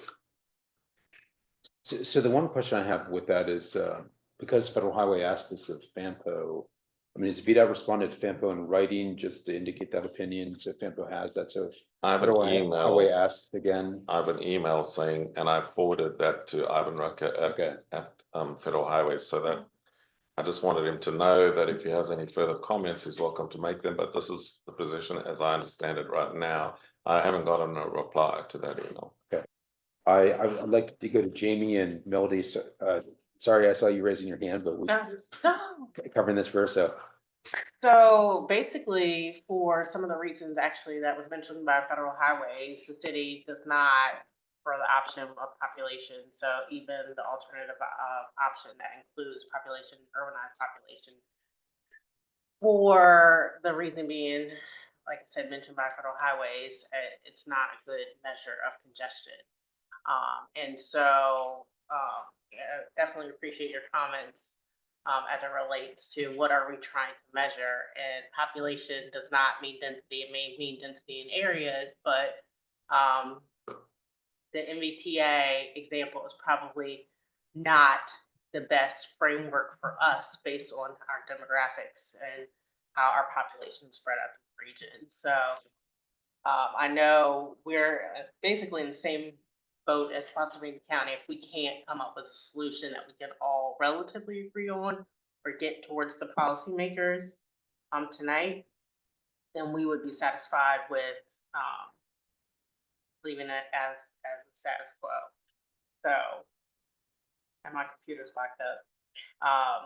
So that's kind of our comments. Population isn't the one that we were looking at. And that was the last two. Quick question. Yeah. Just for clarity, are you saying that, well, two questions. First one is, are you saying that you're okay with population plus something else, or you're just totally against using population? If we're using that as, let's say, the option A for the group, the city does not pay for that as an option. There are other metrics that are in the data that include some measure of population and or some measure of what the activity is, and the city is more interested in road impacts because ours are more frequented. We don't have as much road, but that's because we're city. So my second question is, again, just for clarity, do you have a preferred option? Do, but my computer's backed up in our IT department. Hold on a second. Melody, did you have a comment too? I was just gonna say, what was the amount you were thinking for transit? You mentioned set aside for transit. What is that percentage, or is that not information? Yeah. Yeah, so Spotsylvania didn't have any separate proposal. We were kind of I was just- concurring, I think, with the amount that the FAMPA staff had suggested in November. Which was it 6%? So I thought that the proposal was to have the transit agencies work with the jurisdiction that the improvement would occur in, right? Was that superseded by another? So, Isn't it the 240,000? yeah, so let me just put this kind of on the table so that you all understand. The CR funding is about 4%, I believe, of the pot. And because it was a round number that was separate, John suggested that we just take the CR funding and make it all transit funding. So I said to him, I don't like that because it will change. It's not something that's fixed. And the pot will change. So I suggested that instead of allocating specifically CR funds, that we allocate a percentage that might be the same percentage, or it might be bigger or smaller, but that we rather make it a percentage that we set aside for transit. My comment though is that there are two types of transit. I'll just go up there to make it easier to understand. So what and again, this is a suggestion, and you can hate it if you like, but whatever. But I'm suggesting that from CMAC, we allocate a percentage for transit, which can be used for the things that are not specific to one jurisdiction, right? There are some things which are technology things, rolling stock things, other things. But that doesn't mean if VRE has to upgrade a station in Spotsylvania, they can't go to Spotsylvania and say, out of your, what color is Spotsylvania? I don't know. 42. Out of your 42%, we need $100,000 once in the next 5 years because we're going to upgrade your station, right? So this is locality specific type of transit, not so whatever we put still a smallish amount for things that are not locality specific, and we allocate all of the rest via formula. And then when it comes to locality specific things, you can still approach the locality to use some of this funding for other transit things that are locality specific, because it doesn't affect the whole region, it only affects that one locality. So if the train station in Spotsylvania is upgraded, or the train station in Stafford is upgraded, it helps those users. It doesn't help users in the other jurisdictions. Just a suggestion. I'm trying to think about what money do we need for transit and where should it fit. Yeah, I mean, my only concern would be not to impose, like sometimes with set asides for transit, you're effectively imposing a cap, maximum, right? And I like the idea of being able in any one year where there might be a greater transit need, to be able to work collaboratively with the jurisdiction that that need is taking place in. And, you know, who knows, maybe 10 years from now, you know, VRA has a project and they need all the money for one fiscal year, and that's a really good project. The board is on board with it in whatever county, and they say, yes, for this fiscal year, we're gonna allocate all of our, you know, money to this one project. That's likely not to happen, but, you know, I just don't wanna see a situation where, okay, it's 50, I think in Richmond, it's like 15% of their regional revenues to transit. There's a lot more need that probably goes out beyond that 15%, and I don't know if they have the mechanism to work with the jurisdictions to do transit-specific improvements in the jurisdiction's eyes. So I want to keep that open so that I can go to Matthew or to Paul or to whomever your predecessors are in the future and say, you know, hey, I need $1 million because we want to do something at the station. So relative to what I explained about putting some pot in the middle for the non-locality specific things and allocating the rest to the localities, and then when the year happens, they can dip into that for a specific thing. What are you recommending? Are you saying you want more in the central pot or more in the locality pot? I want to be clear what you think is better. I mean, I think that's a reasonable, you know, to have that structure, because there is some kind of year to year, the 240, you know, thousand for smaller stuff. And then I think in the year that something big, I mean, because we'll know, you know, several years beforehand, and this money is out however many years, 5-6 years out beyond that, you know, it's a conversation that we would have with jurisdiction. The same would apply to the TMA set aside. I don't know how we can handle that yet. We're still talking about it, but the TMA set aside, some of that currently is specifically allocated to transit in Northern Stafford, right? So Well, in the current methodology, it's weird if, Stafford doesn't have a project into it. then it goes back into the pot, correct? That has been the case. The intention of the current methodology is that a percentage of that is for transit. That benefits Northern Stafford. And again. So you that's can't use that. Regional, so Yes. it's originally been used for husband buses, so those buses will serve the TMA, so it is checking off that box, but it's just not exclusively used for the TMA. So the simple answer to the question is that purple is currently about 4%. And the thought behind it was use that for things that are regionally used for transit, not locality specific. So the answer to your question, city's preferences are the transportation and population deposit, going back to your point of something that actually does include population, but it doesn't solely focus on population, because if you're looking at CMAC and SCBG, both of them actually, to FHWA's point, have other factors. And when you look at the assessment that BAMPO provided us for each of these factors, you can go into more detail if necessary.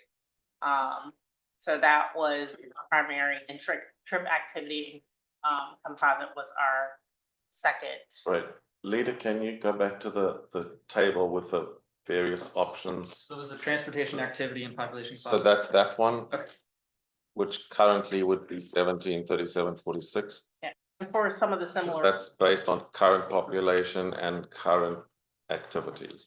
And what would the city propose with a transit set aside for that? One. Give it all to transit, that's what I think. No, go ahead.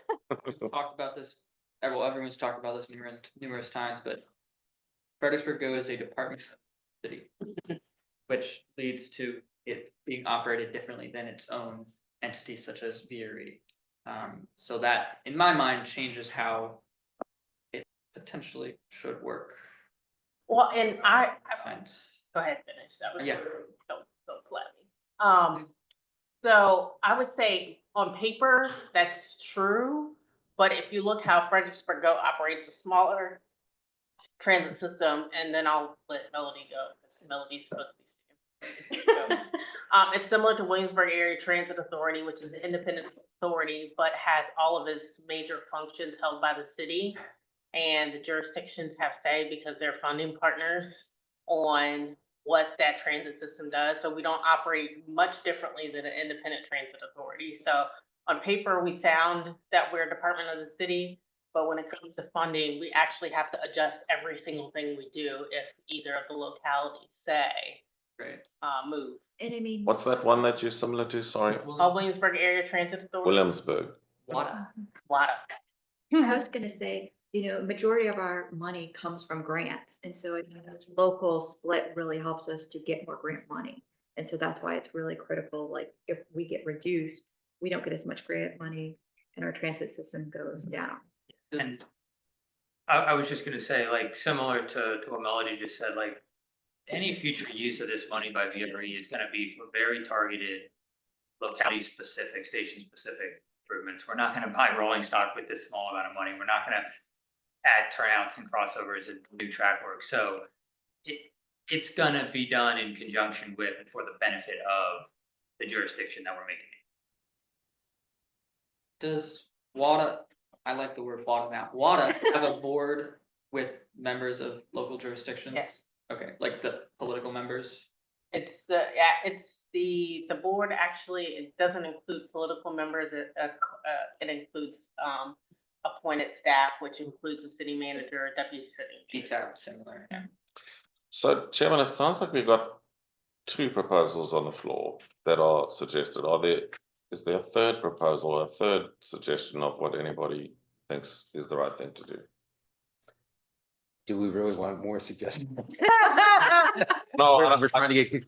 That's what we don't want to do. I completely understand. I just don't want to get to next month and then somebody reintroduces another one. I'm like, if you have a better one, say it now, because then we can close off other options straight away, right? I have additional questions, but if someone Sure. wants to comment on that.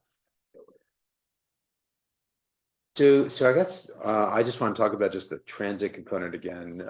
So it sounded like we said, it should be a percentage instead of a set amount, which I think makes sense.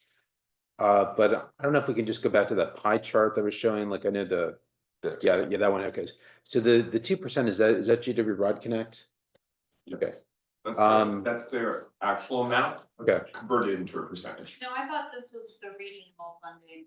This is. isn't it a percentage? CMAC would be GW Right connecting this. So the way that it currently operates is that in the first year that it was allocated, you chose a specific dollar value. And then what you decided to do is link it to the percentage increase. So it started out at $50,000 and then it is linked to a percentage Linked to the increase. total pot that. Okay. Yeah, so if the total pot goes up by 2%, then the 50,000 goes up by 2% as well. So it's linked Okay, like the gas tax. so is linked. just is about 2% of the CMAC, okay, So he said it roughly works out to about 2%. okay. So you might as well just call it 2% because then you know what you're dealing with. And I guess the other question, so with the CR funding, as far as we know, that's going to continue in the future, or do we not know if that's going to continue? We don't know. They approved it for 5 years, I believe, if I recall. It's approved through the 26. So what happens is now a IJA. new administration gets elected federally, and Congress may or may not reauthorize it. So we don't know.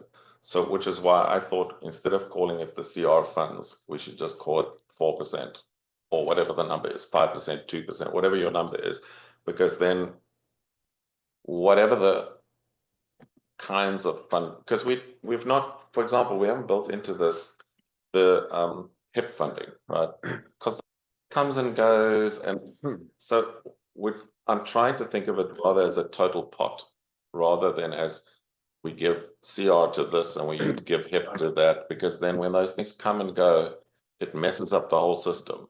One big asterisk with carbon reduction fund is that it is slightly more restrictive. It is restrictive. than, CMAC, and it's a very small pot, so it's $240,000. And so what you don't want to do is give, if you have a few small slivers, you don't want to give somebody $10,000 of a funding that would be potentially very restrictive. That would be a lot harder to spend on. So you can start out by giving the CR funds to transit, but the problem is if the new administration does not reauthorize it, then there'll be $0 for transit, which would be the problem. So which is why I'm suggesting you rather pick it as a percentage. Then it will always be that percentage or whatever the total is. And then what's the total kind of pot of funding for CMAC? For a future year? It's a little bit over $3 million. Okay. So, It's more than STBG. Is that FY 30, John? FY 31? 31 projected. So yes, we're looking at a little bit over 3 million for CMAC, a little bit under 3 million for STBG, and with carbon reduction, we're looking at a bit over $6 million. The CMAC is the bigger pot, but just remember, can I ask VDOT, just off the top of your head, what does it cost for 1 mile of sidewalk now? Too much. Just give me a rough number. 4 million, 5 million, By the time you get right away and then. it's like all of this money total is like, you know, 3/4 of a mile of sidewalk. That's all it is. Yeah, exactly. Maybe half a mile of sidewalk. That's what we're pouring all our energy into, which is why I'm trying to get a formula so that we don't expend so much energy and time every year allocating enough money for half a mile of sidewalk. It's just. A Melody? I was gonna suggest, I don't know if this is a possibility. Instead of rechanging the percentages every year, what if is it possible if everyone agrees on it to lock those percentages in for like 5 years? Yeah, that's what I suggested. So, Because every 5 years, the Weldon Cooper Center and the Census Bureau comes out with new population numbers, and we get annually congestion numbers. So you can combine those two every 5 years, if that's what you chose to, or if you're only going to use population.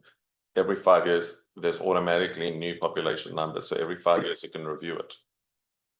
So I was gonna throw out a proposal for the transit. What if we considered basically the CMAC and the CR to be one pot funding? We say 7.5% of that goes to public transits. Can be Fred Transit, VRE, the Omni ride. And they would just use the current transit methodology that Pampo has. And then transit companies could also go to the jurisdictions and ask within their local accounts, basically for projects in that, but basically in terms of the transit set aside, 7.5%, and that would be slightly more, I think, than the 240,000. Yeah. what was the percentage that FX Echo got the other year? Was it like 14% past year? I have to ask John. We can scroll back up to the beginning of the slide. Past few years were 8% on that. So it kind of varies, and really what depends on who you want to put it down. Within CMAC STBG methodology, you have about 15% of the post set aside funds available. And depending on staff's decision with the TMA, or as well as your other discussions, like I think this previous round, you had most or more chunk going to Spotsylvania kind of service expansions. So when we're looking at the regional and credit sides, I was looking for that. If I kind of ignored the said the Kalahari extension because there was a little bit more focus. It's like what is into your for like rolling stock placements, something where you can't specify it to a specific jurisdiction. So I have a question because it's not as simple as go back to that slide with the pies. Big one. Yeah, there. So my question to Paul is, are you saying that purple dot should be 7.5%? Is that what you were suggesting? Yeah, I was suggesting for the CMAC and CR to consider that one pot of money. Okay. Basically, and you have to do like the Yeah, set aside for GWI Connect. I mean, whatever I guess is needed for the balance entry. But then if the remaining amount you have, 7.5% of that would go Okay. to transit, then the remainder would go to the localities. Okay, that's fine. I understand. Then my question then is related to the other circle for STGB, because it's a different pot.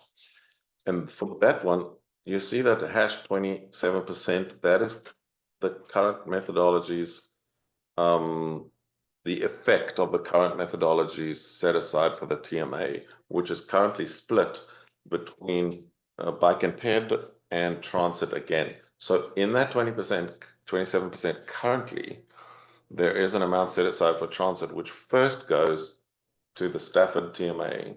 And if there's no project in the Stafford TMA, then it reverts to any transit. So the It's not question any transit, it's any transit that can also service. that can also service the TMA. So there is currently, right now, today, which can change, of course, but currently today, something like It's or 27%, it's exactly 27% of the Yeah, STBG but- pod. yeah, goes but- onto the team. portion of it goes to bike and ped, and a Yes, portion it's of it split in goes to. half, so it'd be So there is 13.5. in here currently, not hidden, but it's used, a portion of this is used for transit. Because that's the way that MOU operates, right? It sets aside this amount, and a portion of that is supposed to go to transit that benefits the TMA.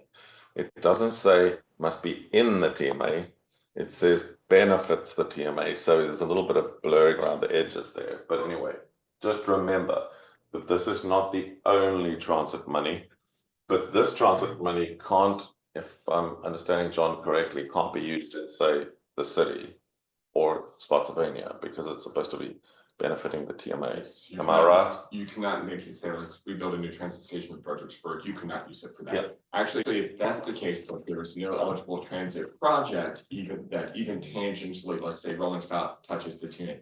If there is no other thing, then actually those pots of funds goes into roadway active, like it is refed into the whole pot again. So if nobody comes up with a good transit project, this can go into roadways. Okay. So where, these percentages here, they're being generated by the proposed allocation methodology, or they're statutorily? This one is actually using a 3-3-1 formula, so it's $3. Spotsy, $3 to Stafford, $1 to Fredericksburg, and this methodology set aside. And then that's also applied to STBG, but TMA gets $3. So let's call this John's proposal. Right? Okay, okay, so these aren't the actual This is a different percentages as, okay, yeah, so I was getting. This is the one that mixed I up. can do that shows the TMA with that. Can we Yeah. scroll right up to the Okay. beginning, show But- what money is currently in. Yeah. Because I'm interested in the one that Jamie mentioned was recommended. There's a variable, that's the total pot currently. You can see 4% is the carbon reduction currently. And here's the TMA, Correct. but this is CMAC and STGB lumped together, right? This is the total pot of funding currently. And that 12.6 goes to the TMA of the total combined. And 4% is CR. They are the percentages. That's the money we have now. Not allocated to a locality, that's just the money we have. What's the next one? Scroll down. These are how it's varying per year, scroll down. Last 3 round comparison, so you can see where things are kind of falling. You can see that transit that is kind of just regional, it's that blue 8% right there currently, based on the last few rounds. And this was a couple of projects in That's Spotsylvania. transit only. project in Spotsylvania only, correct. And then you have the set asides as well. 25% is county, 9% is city. Tampa has been using about 1%. Regional studies, various forms is that 2%. And GWRC is that 1%. So to answer Melody's earlier question, 8% is what is regionally set aside for transit, plus this project specific amount that was for I think it's a one-off project in Spotsylvania. I said the Spotsylvania project is a Fred project. Yeah, Fred was the applicant.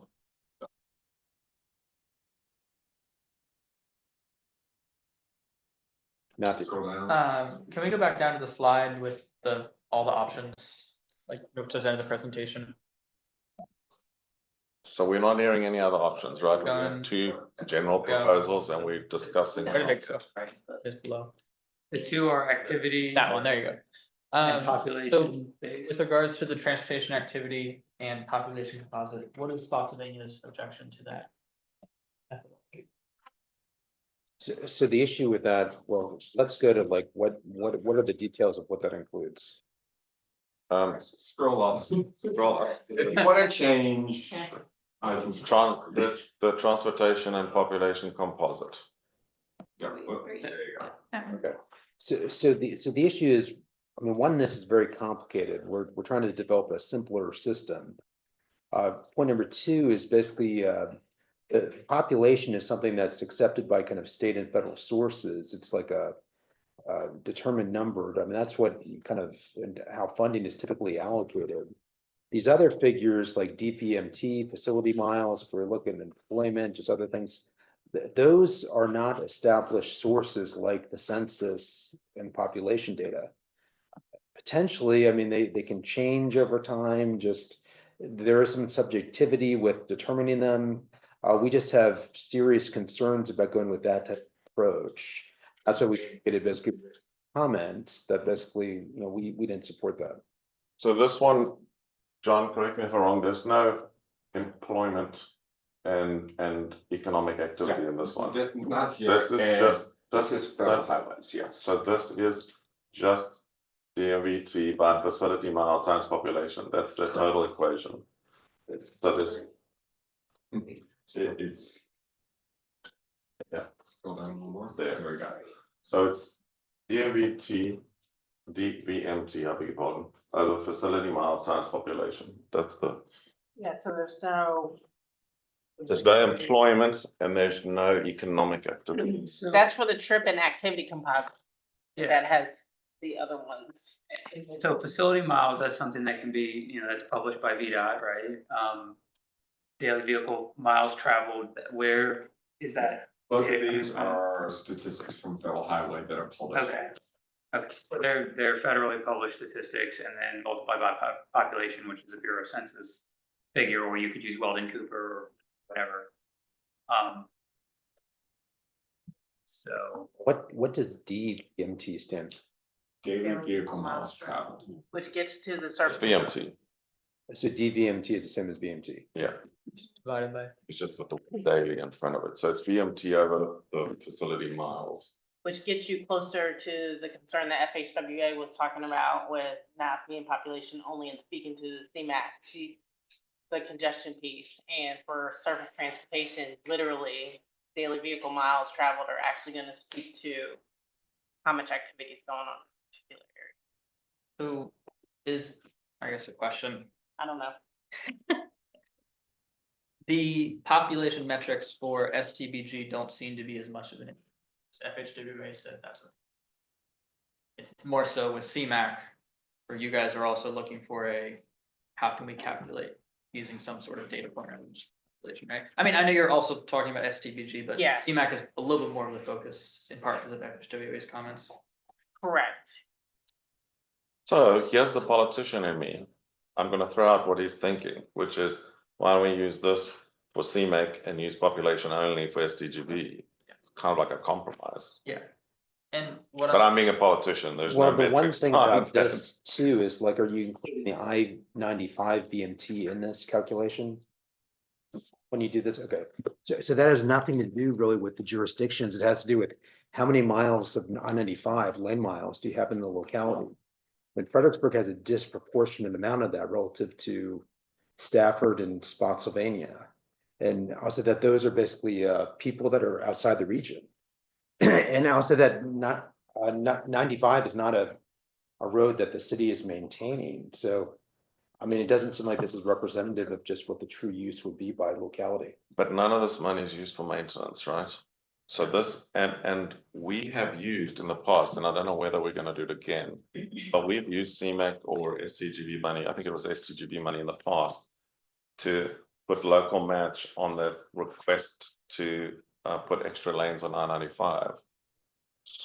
So it depends. If we're not gonna allow this money to be used on I-95, then yes, you must pull, I would suggest you pull 95 out of the VMT for the region. But if you are going to in future get an extra lane down to exit 126, you are then using some of the money here for I-95. So then you should put in the VMT for 95. So what I'm just saying is if you included 95 in this versus not, Yeah. I think the results would be significantly different. Yeah, I mean, you could say DM DVMT minus 95 DVMT. So, but then what Yeah. vehicle would you use to address the congestion issues in the, let's say, the Fredericksburg segment of 95? Because that's where the greatest need is, right? I mean, Well, I think we could Well, still use. I think the suggestion is that this money is so little, it's never gonna. I mean, if you want to put it on an application to Smart Scale for I-95 extra lanes, by all means do it, but it's a drop in the ocean. It's not gonna shift the needle, so it's sort of pointless.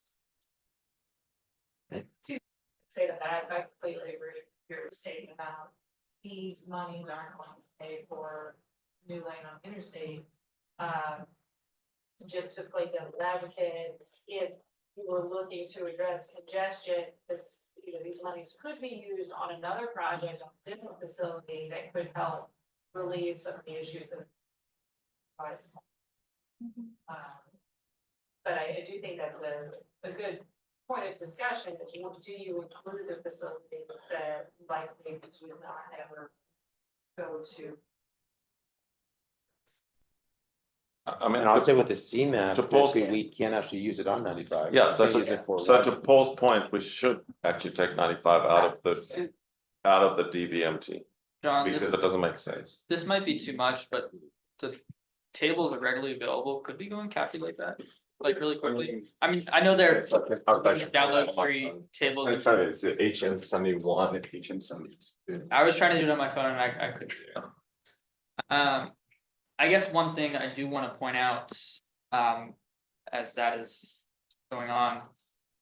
The demographic or population, urbanized population that was presented earlier, 41% goes to Spotsy, 10% goes to the city, 49% goes to Stafford.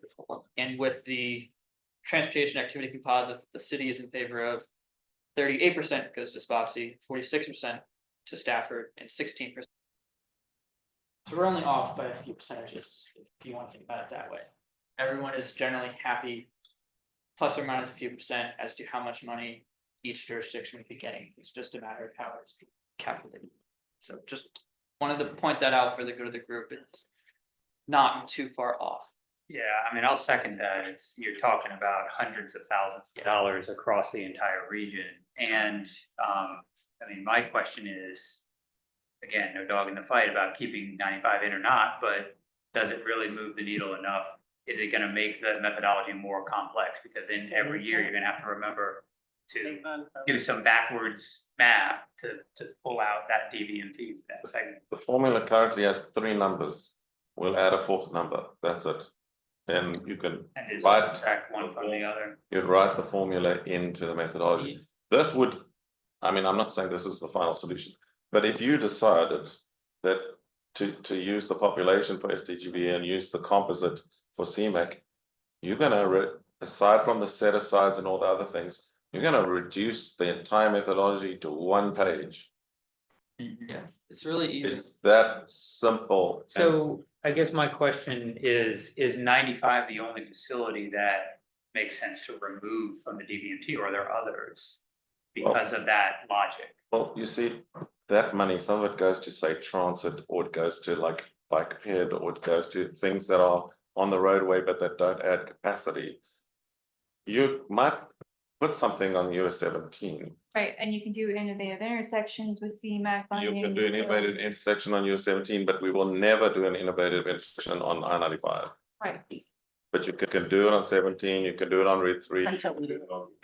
Well, I mean, if Matthew, I know Matthew has got lots of excitement, passion, and I'd welcome his attempt to fix 95, but But I mean, barring so like, that, I think we're never gonna do with it. I-95, you could do stuff that isn't widening, that you could potentially do with CMAX. Exit 136, we need an extended So, entry.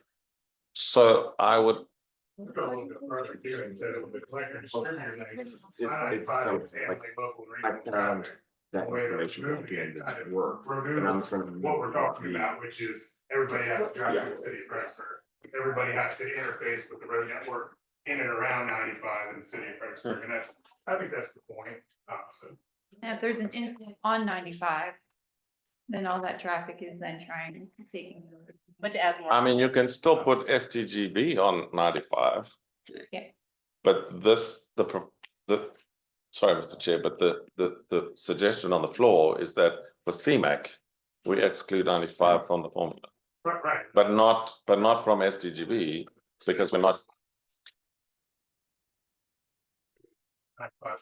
Slow initial traffic. Yeah. But if you have a road widening project, you can use CMAC on it.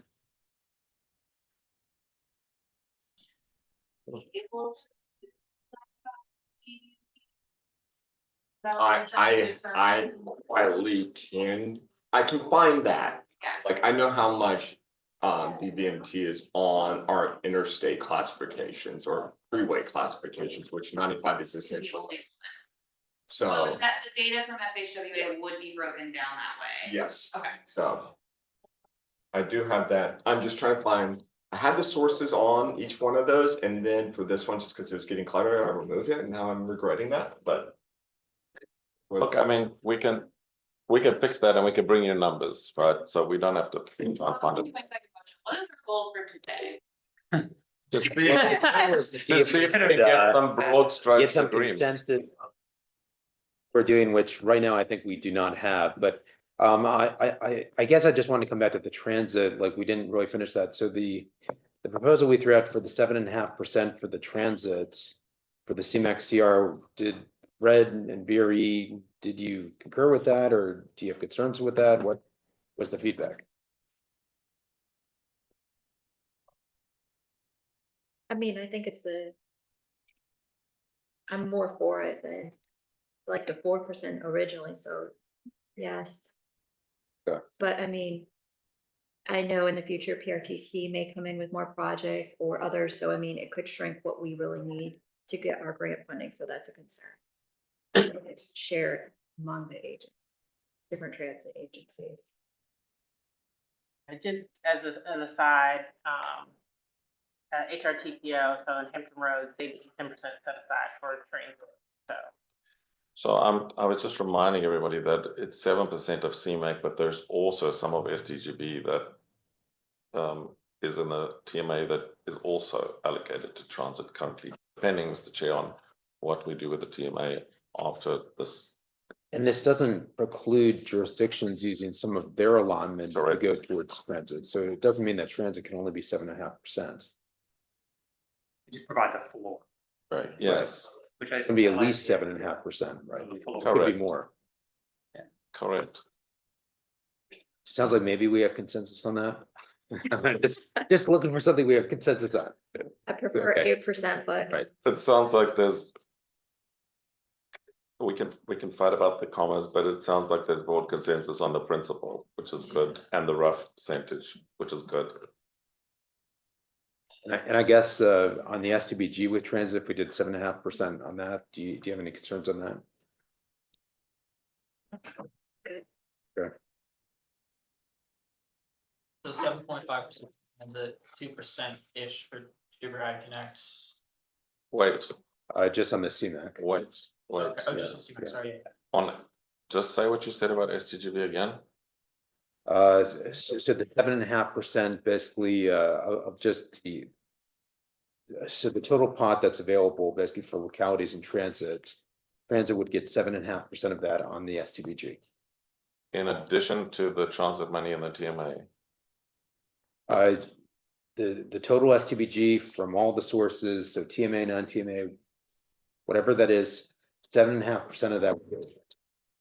Well, if you do TMA, yeah, I wouldn't include the TMA, and the reason being is, look at the other chart and have the 28%, there could be no other projects that can satisfy that need in the TMA.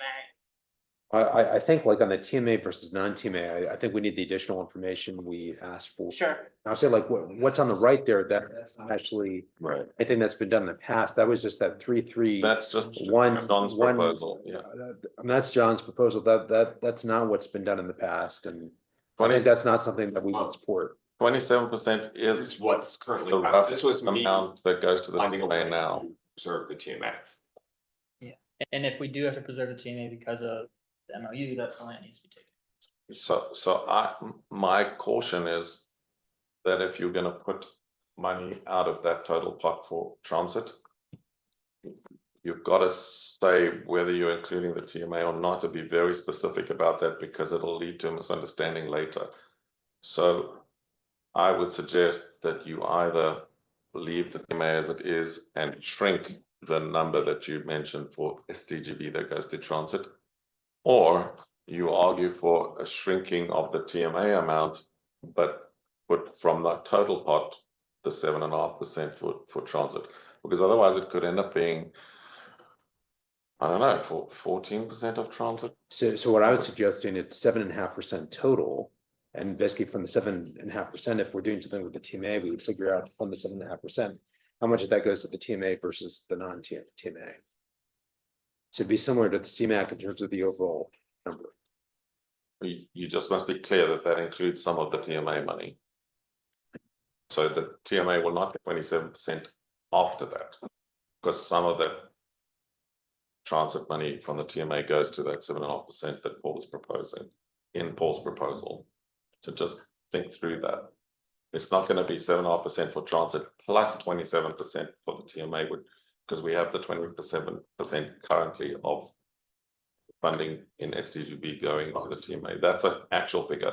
Those other two numbers are John's proposal. Okay, yeah, well, right now, with the. None of that is 27, actual. so that 7% will come out of this group, because this right now is kind of locked up a little bit without other negotiations and agreement.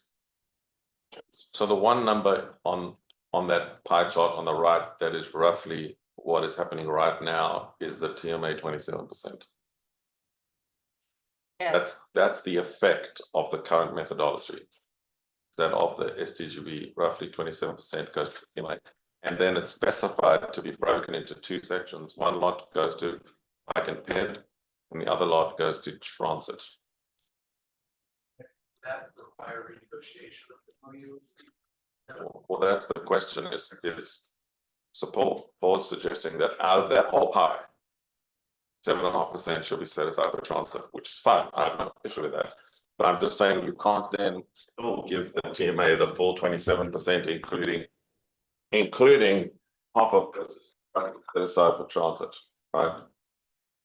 That benefits the TMA. Well, I'm saying don't put another pie in the middle. You have 7.5% for transit plus half of this to transit, because then it's a minimum. So I think the current MOU doesn't specify percentages, it just talks about a benefit from what staff were. So the 27%, if that is the, the estimate, but It says 30. not certified. It says 30% after asides to TMA. So after set, if you look at the whole pot, the set asides, like still 3% out of that factor. And so that's where it's coming into. And then with most recent methodology, if there's no stafford project, don't hold on to it indefinitely, it goes back into the general pot. So it's kind of like Stafford has first right of refusal for use it for those specific purposes. And if it doesn't use it, then it goes. Everybody And else. Don, is that just, it's 15% for transit, 15% for transportation? Correct. That's where the 30 comes from? Yes. After satisfied. So that's you understand my caution. I don't want to put 7.5 for transit plus 7.5. So the one thing we want to make sure we're like apples and apple syrup. So basically the way we tend to like PED, basically anyone apply for this. Is it like Spotsylvania can apply, counties can go in on that.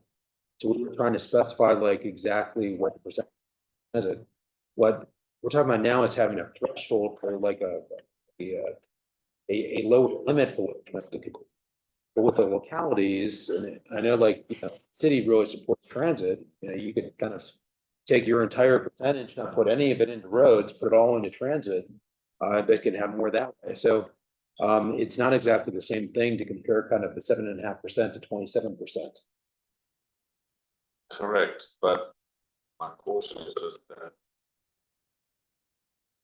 if you agree to 7.5% of it, they then want to amend the MOU with Stafford. You may then find that now you're giving a much bigger chunk than the 7. If the 7 must include half of in my money. Then you have to specify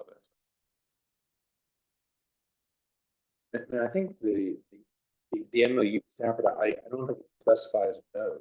I don't think it goes into that detail, that level of detail. Yeah. Transit versus highway is like that. I don't think it does either, but I do have, Yes. Chair, so are we going to revisit the MOU in general? Was there a stated question regarding the MOU before we had this discussion? So yes, I think, yeah, I think additional information to make an informed decision on that. We'll get it the next tab. Okay. We will attach the MOU to the agenda so that Ronnie, did you have a comment? No, I do have the daily VMT figures. Okay. So they're on that comment from 2019, VDOT changed their site, and I can't find anything near that. But in 2019, in Spotsylvania County, 64% of daily VMT was on primary and secondary roads, and 35% was on interstates.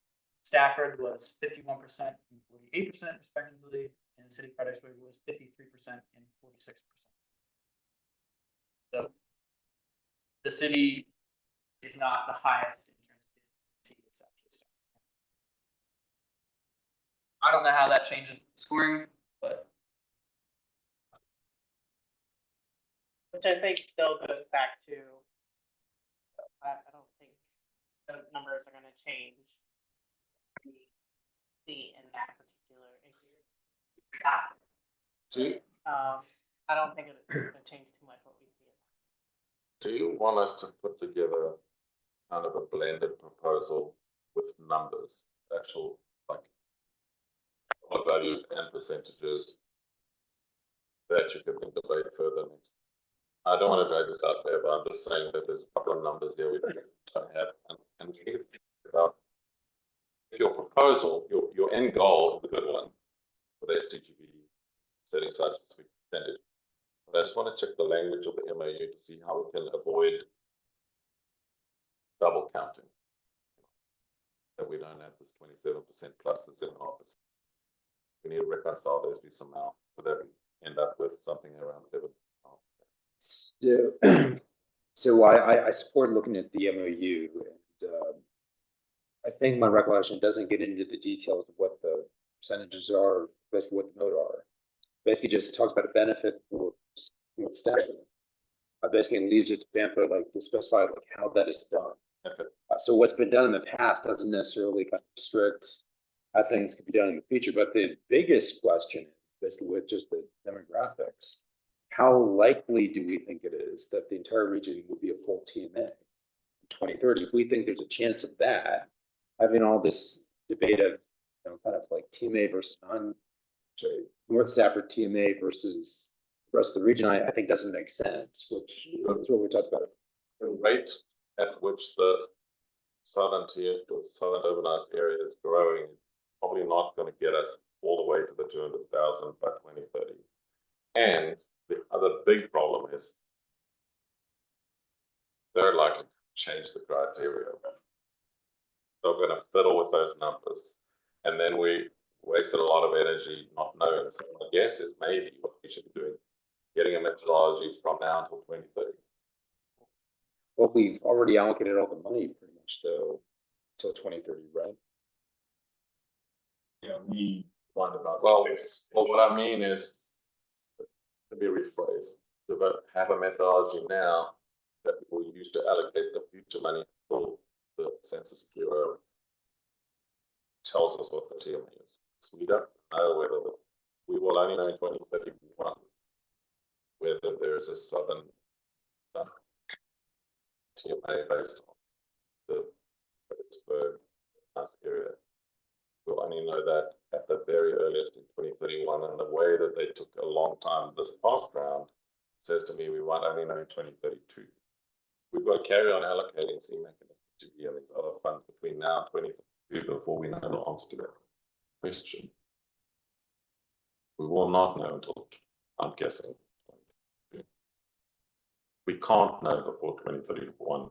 And it's very unlikely we'll know before 2032 whether or not we have a TMA in the Fredericksburg urbanized area. And we have to find another 20-something thousand people within that urbanized boundary, which they're probably going to tweak.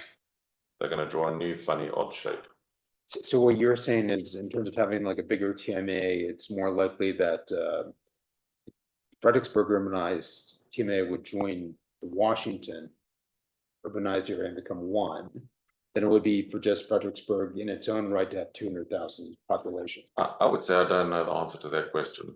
Well, the way I put it is I think by 2040 we'll be joined.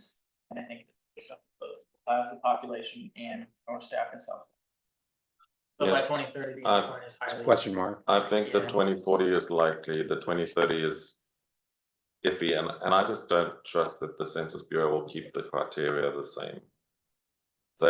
When you look at the reasons that they changed the criteria this time, it's got something to do with size too. They don't want everywhere in America to be called urbanized. So they changed the criteria to reduce the footprint of what we call urbanized in the US on purpose. They actually reduced the urbanized footprint across the entire country.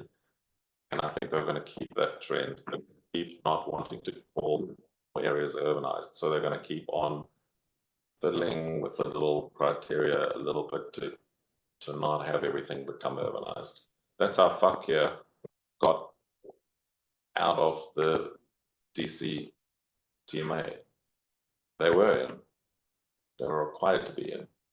And then the Census Bureau changed the criteria and said, okay, you're no longer urbanized, so you don't have They opted out. And then, Once you're in, you can opt to stay in, yeah. but that's a decision rather than an automatic. And the question will be in 2040, does Tampa want its own separate TMA, or does it want to be part of the Washington DC TMA? Because this is the DC to Baltimore had this problem where the urbanized areas of DC and Baltimore now overlap. So the Census Bureau then took a crayon and drew a line and said, this is what we're going to call the boundary between DC and Washington. So the same thing is possible here. We will either get lumped with DC in 2040 as part of the DC TMA, or they will draw a line and cut it off and say, no, this is now an independent area. So there will be a Fredericksburg TMA, and there'll be a DC TMA, and there'll be a Richmond TMA. But they'll draw a line and say, this is where the break is, and it's probably going to be the boundary where Stafford and Prince William County join. It's likely that they'll just pick that as an obvious boundary because there's a little gap. Currently, they're bridging that gap with the jumps, that jumps terminology they use. They bridge it with a jump, but they'll probably cut that jump in when we have enough population or enough impervious surface, as Matthew was saying.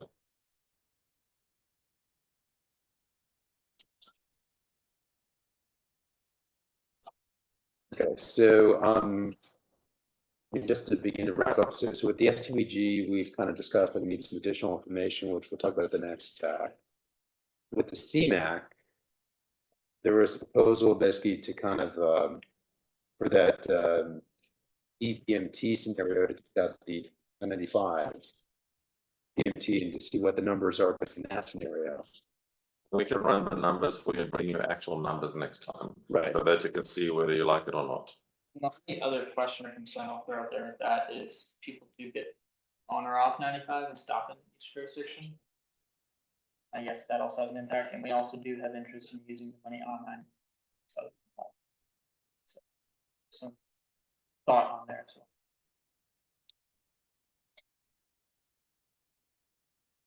Is there anything else that anyone on the committee wants the sample staff to look at for the next time we meet on this?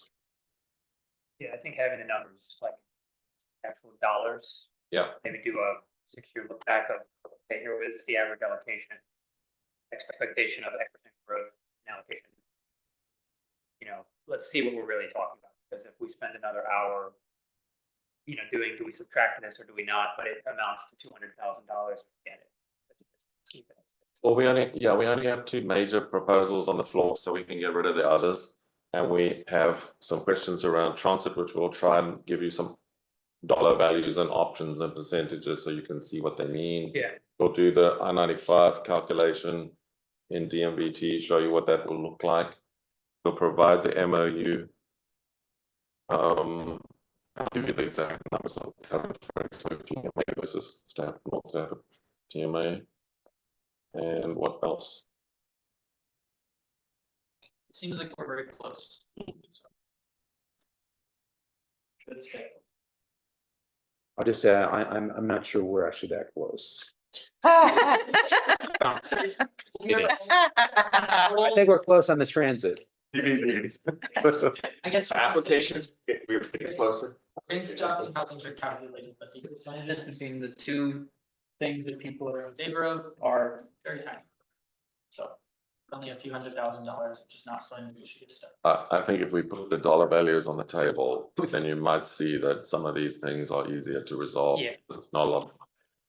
But wait, let's do the numbers and we'll give them to you next time. And maybe by the end of the next meeting, you've got a. I'll say like at the next TAC meeting, do we have other major items to talk about? There will need to be a river crossing update, and we put next presentation off from this meeting so that this meeting had more time for this. So that there'll be a VRE presentation. I think it'll be long. This is the one where you wanted more detail on. Or. You want your master. No, you asked Survey. to give us a Oh. presentation on Yeah, your the master master plan. agreement survey. Yeah. That one, it's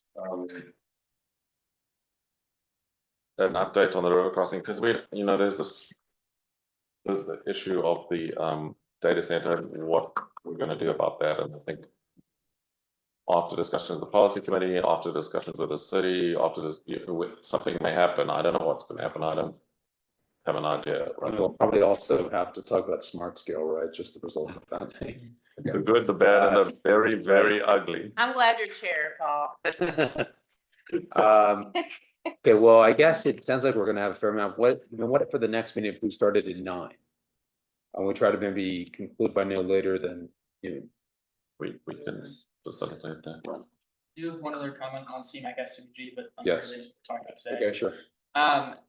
There was an interest at the bicycle pedestrian advisory committee last week, brought up by me, so I guess it was my interest.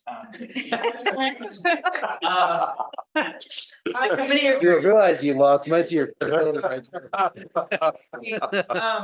About using STBG funding to purchase some permanent or temporary bicycle pedestrian counters. So just something I want to throw out there for the committee to consider. If there's any opportunity next year. That. No, I mean, remember that VDOT has ones that Yes. like can get requested to be used then.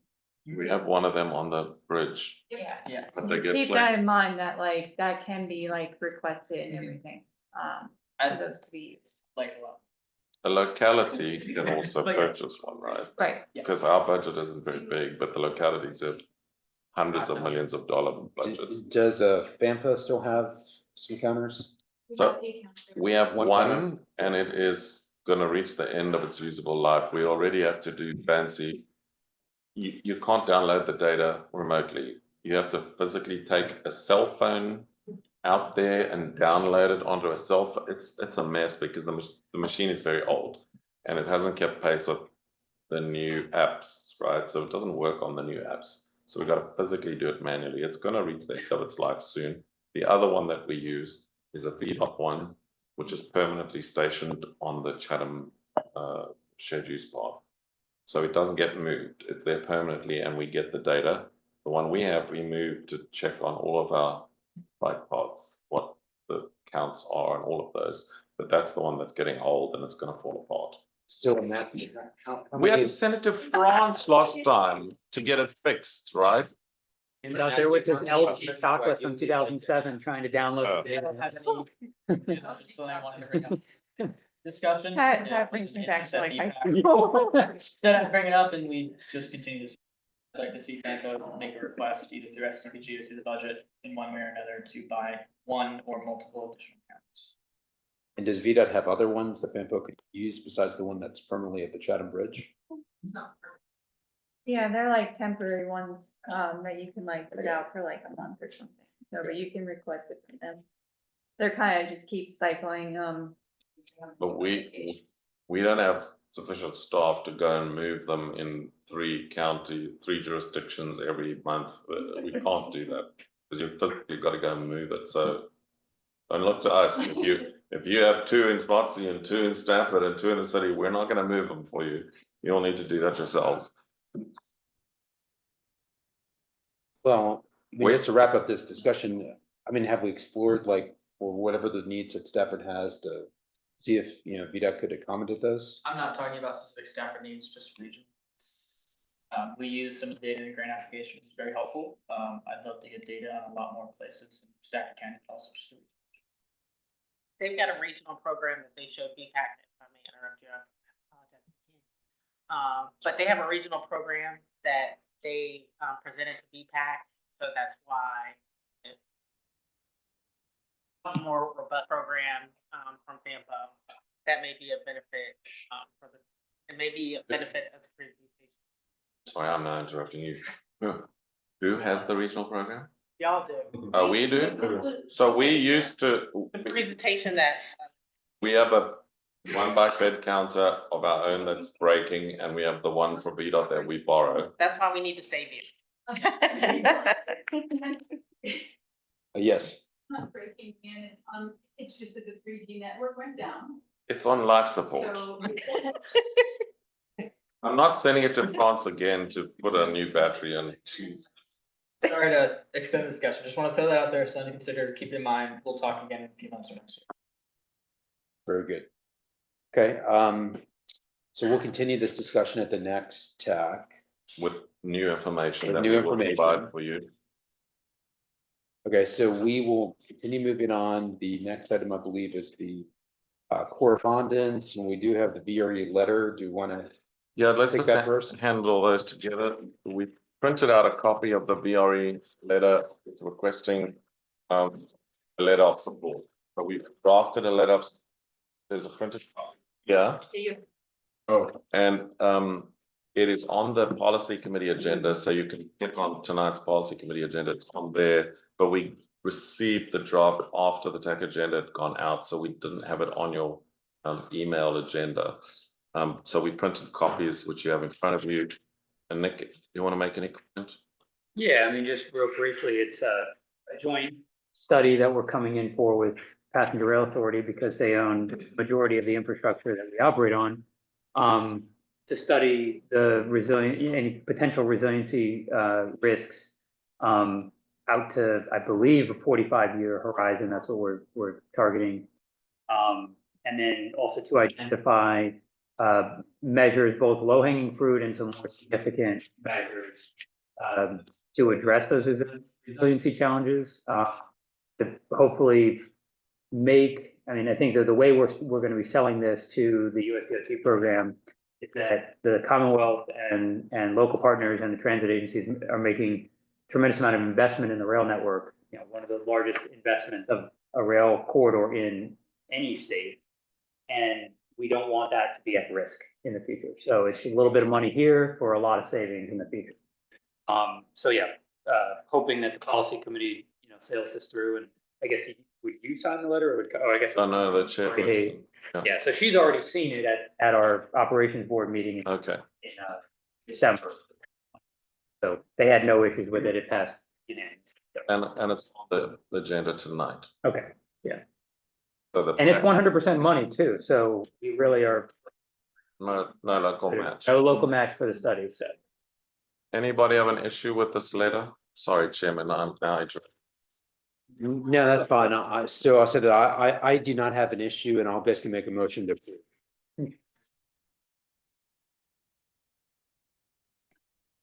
No. 2024? Oh, half a year. Nope. Yeah. So we will put a letter to say 2025. Was that date on my draft that I sent you, or? Ask Becky. I'm sure it's my mistake. Okay, yeah, because I want to make sure I didn't send it to everyone that way, so. And you guys are planning for. it's fiscal year 25 before money, they've lumped the two together. So they Oh, 20 basically, 23 was last one, great. Not yet, on the confirmation, I mean, we already had some discussion about that and they basically said that's the way that it has. Yeah. We talked with our legislative consultant. agreed. So with the change to the date, is there a motion to approve? Is there a second? Second. All in favor? Aye. Aye. Any opposed? Okay, the motion passes. And if you see the December 10th NEPA scoping, it's the Germana Drive. Basically, they just sent us a letter saying, do we have any concerns about the location that we need to point out? And we just drafted a thing just pointing out the census block that has some needs, which is what we were asked to do. So there it is. We just attached the map, etc. Question for Vida, is this an opportunity or is there an opportunity through this process to public comments?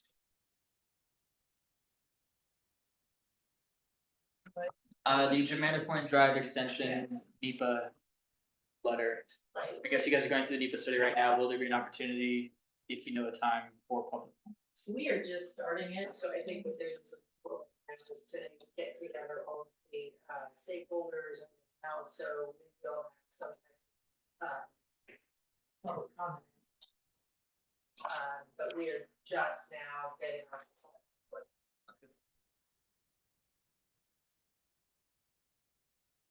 Becky's got some lunch for you all after the meeting, so feel free to grab sandwiches and things. Thank you. Okay. All right, so that concludes the correspondence. So I guess we'll go to staff reports. Karen? State of American Cyclists is a national advocacy group. And they put out these state report cards, and all I wanted to call your attention to for Virginia, and the top tip box, the blue box, they are calling us out negatively for the changes to smart scale for round 6, especially land use factor removal, has made it much more difficult to score bike and ped projects. So that's a change that they want to point out and have us evaluate. Land use wasn't technically removed. Well, yeah, I know that it wasn't technically removed, it's a multiplier on the other factors now. Right, so it shouldn't say that eliminated technically. It's hard to understand to a plain audience, but they said removed. Changed, dramatically changed. It's not our letter. I know. Yeah. we did. So they just have noticed the change and how much more difficult it would be to fund bike. Correct. Mr. Chair, then we have the Rampo Committee meetings calendar.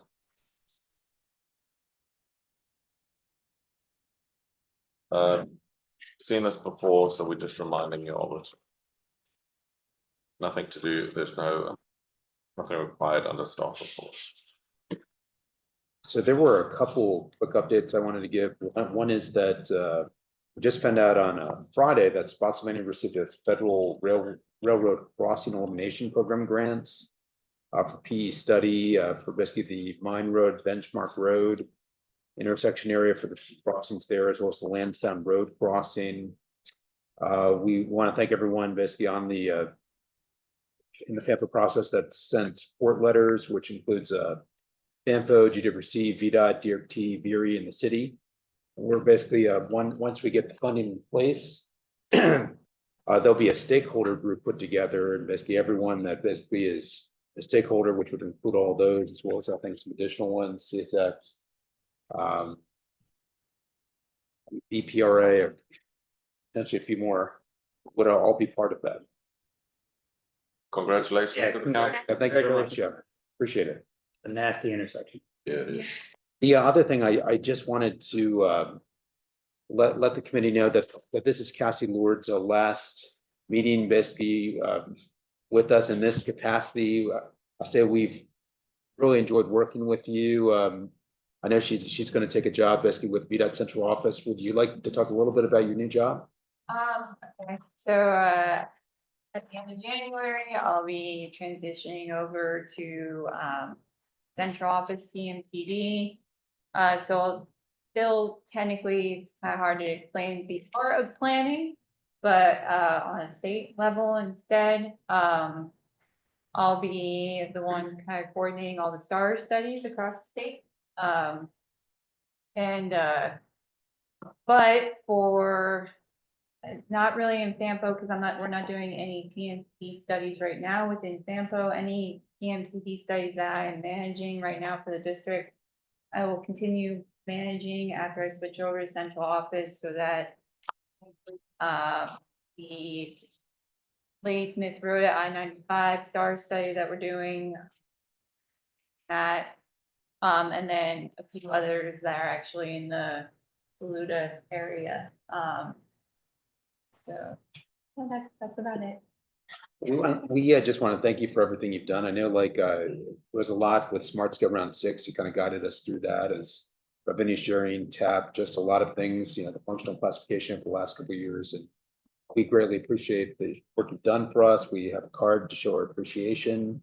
I would like everyone just to give a round of applause to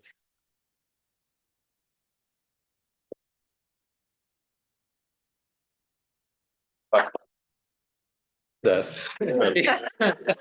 That's lucky one. That's the last bit, is that for Smart Scale this round, I will finish up the contract for this round of Smart Okay. Scale stuff, just because at this point, it doesn't really make any sense to another person. So, and really, at this point where we're at with Smart Scale, we should have to. But, so yeah, you can, and my email's not reachable, so the email will not change. So like, if you have questions about anything, you guys can still reach out. So, and then, Rachel is going to be the point of contact for TAP and revenue sharing. Do we know who's temporarily going to be in your seat at FAMPO TAC? Probably gonna be Linda. Right? Yeah, she's technically the. So we'll send correspondence to Linda for the time being until you all sort yourselves out. Yeah. Okay, good. Thank you. And one other thing, which I guess I should mention, it's, one doesn't really talk about oneself, but I passed my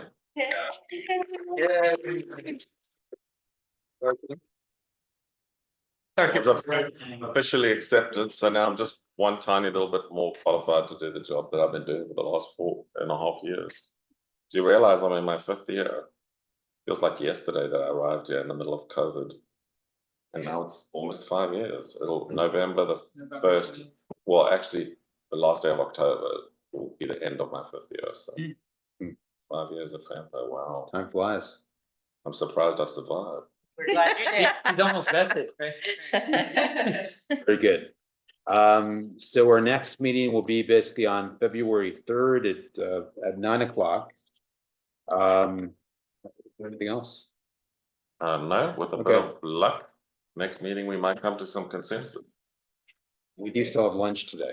We do have, there it is. There's lunch out there. Okay, great. Okay, Please help great. yourself. There's lunch provided.